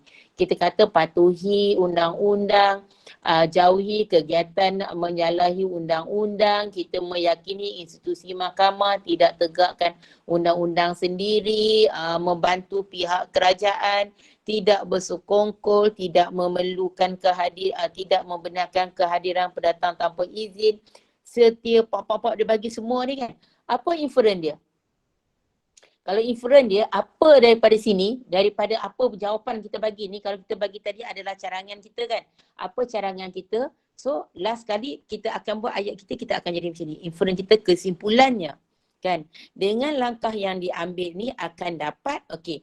Ingat, antara salah satu stok inference cikgu adalah tentang keamanan. Jadi keamanan dah ada dekat soalan. Jangan lagi letak jawapan keamanan dah. Jadi kita kata apa? Kita kata kesimpulannya dengan langkah yang diambil oleh kerajaan ni untuk menghargai keamanan negara yang kita kecap hari ini akan seterusnya dapat menjamin kedaulatan negara. Tu dia. Inference kita adalah kedaulatan negara. Jadi bila kita patuhi undang-undang, kita buat semua, kita ikut semua arahan kerajaan, maka undang-undang negara kita akan kedaulatan negara kita akan terjamin, ataupun kita kata dapat menjamin kestabilan politik negara kita. Boleh kestabilan negara, boleh kan, itu pun boleh juga. Cuma jangan ambil perkataan aman je. Sebab apa? Sebab aman ni dah ada dekat jawapan dekat sini, sebab takut nanti akan berlaku ulangan kat situ. Ingat itu contohlah kalau kita nak buat soalan kebat ni. Okey. Ada soalan nak tanya cikgu? Tu kata bab 6 sebenarnya tak banyak kan, dalam lebih kurang dalam nak dekat 30 minit cikgu buat kan, dah selesai dah bab 6. Ada soalan nak tanya cikgu kat sini? Untuk bab 6, so kita dah selesai bab 5 dengan bab 6. Ada nak tanya? Part-part mana yang keliru ke, kat part-part tertentu ke, kalau nak tanya ke, boleh tanya terutamanya untuk soalan kebat ke apa. Make sure soalan kebat ni kita boleh dapat full mark, itu je. Soalan kebat, target kita adalah kita mesti dapat full mark untuk soalan kebat. Kan? Bab 7 dengan bab 8 insyaAllah untuk next kelas kita esok malam. Esok malam pun cikgu ada kelas di sekolah cikgu. Cikgu akan sambung kelas insyaAllah pada hari hari Sabtu malam kot. Cikgu akan sambung pada hari Sabtu malam. Hari Sabtu, hari Jumaat ada kelas, okey hari Sabtu malam. Jumaat cikgu full juga sebenarnya esok. So full sampai ke malam. Cikgu boleh cikgu send record kelas kat Telegram nanti? Boleh. Yang semalam pun sebenarnya sebab cikgu tak ambil lagi dekat drive, tak keluar lagi daripada drive sebab tadi cikgu ada kelas full. Daripada pagi sampailah pukul 4.30 pagi tadi, petang tadi daripada pagi 8 sampai 4.30 kat sekolah tadi, direct form 4 dengan form 5. Jadi cikgu tak sempat lagi nak ambil, nak tarik video tu keluar daripada drive. Termasuk video ni lah kan. Biasanya video ni pun dia ambil masa juga dalam lebih kurang dalam sejam untuk ada dalam drive tu. So mungkin cikgu akan keluarkan dulu video yang semalam. Kan, kalau tak sempat malam ni mungkin esok lah cikgu akan keluarkan video ni. Okey. Boleh, cikgu boleh share link Telegram Pasak Sejarah. Okey. Soalan kebat akan tanya langkah dengan kepentingan saja ke? Okey. Standard dia. Soalan kebat ni, kalau kita, ini cikgu katakan, kalau soalan ni kita dah tak faham dah. Kita dah tak faham dah soalan dia nak apa sebenarnya. Kalau dia tak faham dah soalan nak apa, kamu terus je jurus jawab berkaitan mengenai kepentingan. Biasanya soalan ni dia ada kaitan mengenai kepentingan. Kenapa cikgu kata dia ada kaitan mengenai kepentingan? Sebab di dalam rujukan untuk guru-guru dalam DSKP, soalan ni sebenarnya dia lebih tanya mengenai kepentingan. Sebab tu cikgu kata tadi, bila kita belajar tentang sesuatu tajuk, contoh tentang pengasingan kuasa, kita kena tahu pengasingan kuasa. Kan, apa dia pengasingan kuasa tu apa? Kan, kalau kita nak tahu tentang, kita belajar tentang perlembagaan, kepentingan perlembagaan tu apa? Macam tadi kita belajar tentang Persekutuan Tanah Melayu 1948, kita kena tahu kepentingan Persekutuan Tanah Melayu 1948. Kan, soalan kepentingan bagi setiap tajuk yang kamu belajar tu, 20 bab yang kamu belajar tu, kamu mesti tahu kepentingan. Kedaulatan, apa kepentingan kedaulatan? Kamu kena tahu. Sebab mungkin soalan yang berkaitan dengan tu dia akan tanya kita. Sebab tu cikgu kata kamu tengok balik daripada awal sampailah ke 20 bab yang kamu belajar tu kan. Tengok, kalau terasal luar dia mungkin tanya mengenai kepentingan dasar luar. Kalau kita belajar mengenai apa lagi, raja berperlembagaan, dia mungkin tanya tentang kepentingan raja berperlembagaan. Mungkin ditanya kenapa raja berperlembagaan ni penting kepada negara kita. Contoh kan, kenapa sistem pemerintahan beraja penting kepada pemerintahan negara kita. So maksudnya dia nak tanya tentang kepentingan lah. Sebab tu cikgu kata kepentingan ni kamu tolong ambil tahu dulu. Langkah ni sebab kadang-kadang soalan dia terus direct, dia tanya peranan, dia tanya langkah, dia tanya apa lagi lah yang berkaitan mengenai usaha ke, cadangan kita ke apa kan. Yang tu kita dah tahu dah, sebenarnya dia tanya tentang langkah, kita dah tahu dah dia tentang langkah. Soalan tentang kepentingan ni kadang-kadang kita tak tahu, kerana soalan tanya dia nak apa sebenarnya ni. Sekarang kamu boleh nampak sebab apa? Sebab kamu nampak skema dia bersama dengan soalan. Tapi kalau cikgu nanti, bila kita dah habis semua nanti, cikgu akan tunjukkan. Kita akan buat nantilah soalan-soalan je. Bila soalan nanti kan, dekat situ kita akan lihat sama ada kamu faham ke tidak kehendak soalan. Kalau sampai tahap kamu rasa soalan ni dia tanya tentang apa, kamu dah tak faham, waktu tu kamu set lah kepala kamu, kamu cari jawapan kepentingan. Biasanya jawapan kepentingan tu dia akan tally dengan kehendak soalan. Standard lah kalau dia akan tally. Kalau kamu tengok tadi pun katanya mengapa, sebenarnya dia nak tentang kepentingan. Mengapa Persekutuan Tanah Melayu ni Persekutuan Tanah Melayu ni kita dijadikan sebagai asas dalam perlembagaan negara. Sebenarnya itu adalah dia tanya tentang kepentingan lah. Mengapa tu pun adalah sebab tu pun dia akan membawa kepada jawapan daripada kepentingan boleh dijadikan juga. Sebab tu juga kata penting. Kita kena tahu kepentingan, satu lagi langkah ataupun peranan. Apa peranan kita? Apa langkah yang perlu kita lakukan? So itu biasanya dia akan main antara dua tu je. Kan? Okey, boleh hantar modul koleksi soalan sekali dengan skema ni kat Telegram boleh. Kan? Okey. Siapa yang masih belum lagi masuk, okey, kalau dalam Telegram tu sebenarnya kamu wawarkan je lah dekat kawan kamu supaya masuk je dalam grup Telegram tu. Grup Telegram yang cikgu buat tu sebenarnya macam yang file-file yang cikgu share tu, sebenarnya kamu boleh tengok yang previous punya tau. Kamu cari je dekat bahagian bahagian untuk file tu. So kamu tengok balik, so kamu akan jumpa balik modul yang itulah yang cikgu guna ni, yang cikgu tunjukkan dekat kamu ni. Okey, itu ni cikgu bagi dekat kamu antara link ni lah untuk Telegram tersebut. Siapa yang belum masuk lagi kan bolehlah masuk untuk Telegram tu. Kan segala maklumat cikgu akan sampaikan dekat situ nanti. Contoh-contoh kan, kalau ada antara kamu pun kalau tiba-tiba je buat soalan ke apa kan, tiba-tiba nak suruh cikgu tanda ke apa kan, just PM cikgu je. Hantar dekat grup Telegram tu pun tak apa. So mungkin cikgu boleh jadikan contoh jawapan kamu tu kepada kawan-kawan yang lain. Apa kesalahan, mungkin jawapan kamu adalah jawapan yang terbaik ataupun mungkin ada kesalahan tertentu ke apa, jadi kita boleh kawan yang lain boleh tengok juga apa kesalahan do and don't. Dan apa yang perlu buat, apa yang jangan kita buat bila kita menjawab soalan. Kan, okey. Jadi kita selesai dahulu kelas kita hari ini di sini dulu. So kalau ada apa-apa, kalau ada soalan ke apa, insya-Allah kita berjumpa lagi. Paling tak pun dalam hari Sabtu Sabtu sama ada Sabtu petang ataupun Sabtu malam. Sebab kebetulan cikgu hari Ahad ada kelas. Hari Sabtu memang cikgu kebetulan minggu ni hari Sabtu cikgu tak ada kelas. Kan? Okey, jadi mungkin cikgu buat petang ke ataupun malam bergantung pada keadaan. Okey, apa-apa pun terima kasih kerana hadir sampai di hujung. Okey, so itu je daripada cikgu. Kalau tak ada apa-apa lagi, okey, terima kasih semua. InsyaAllah kita berjumpa lagi pada masa yang akan datang. Terima kasih semua. Assalamualaikum, selamat malam. Selamat study. Good luck. Terima kasih, Cikgu. Okey, sama. Terima kasih, Cikgu. Okey, sama. Terima kasih, Cikgu. Terima kasih, Cikgu.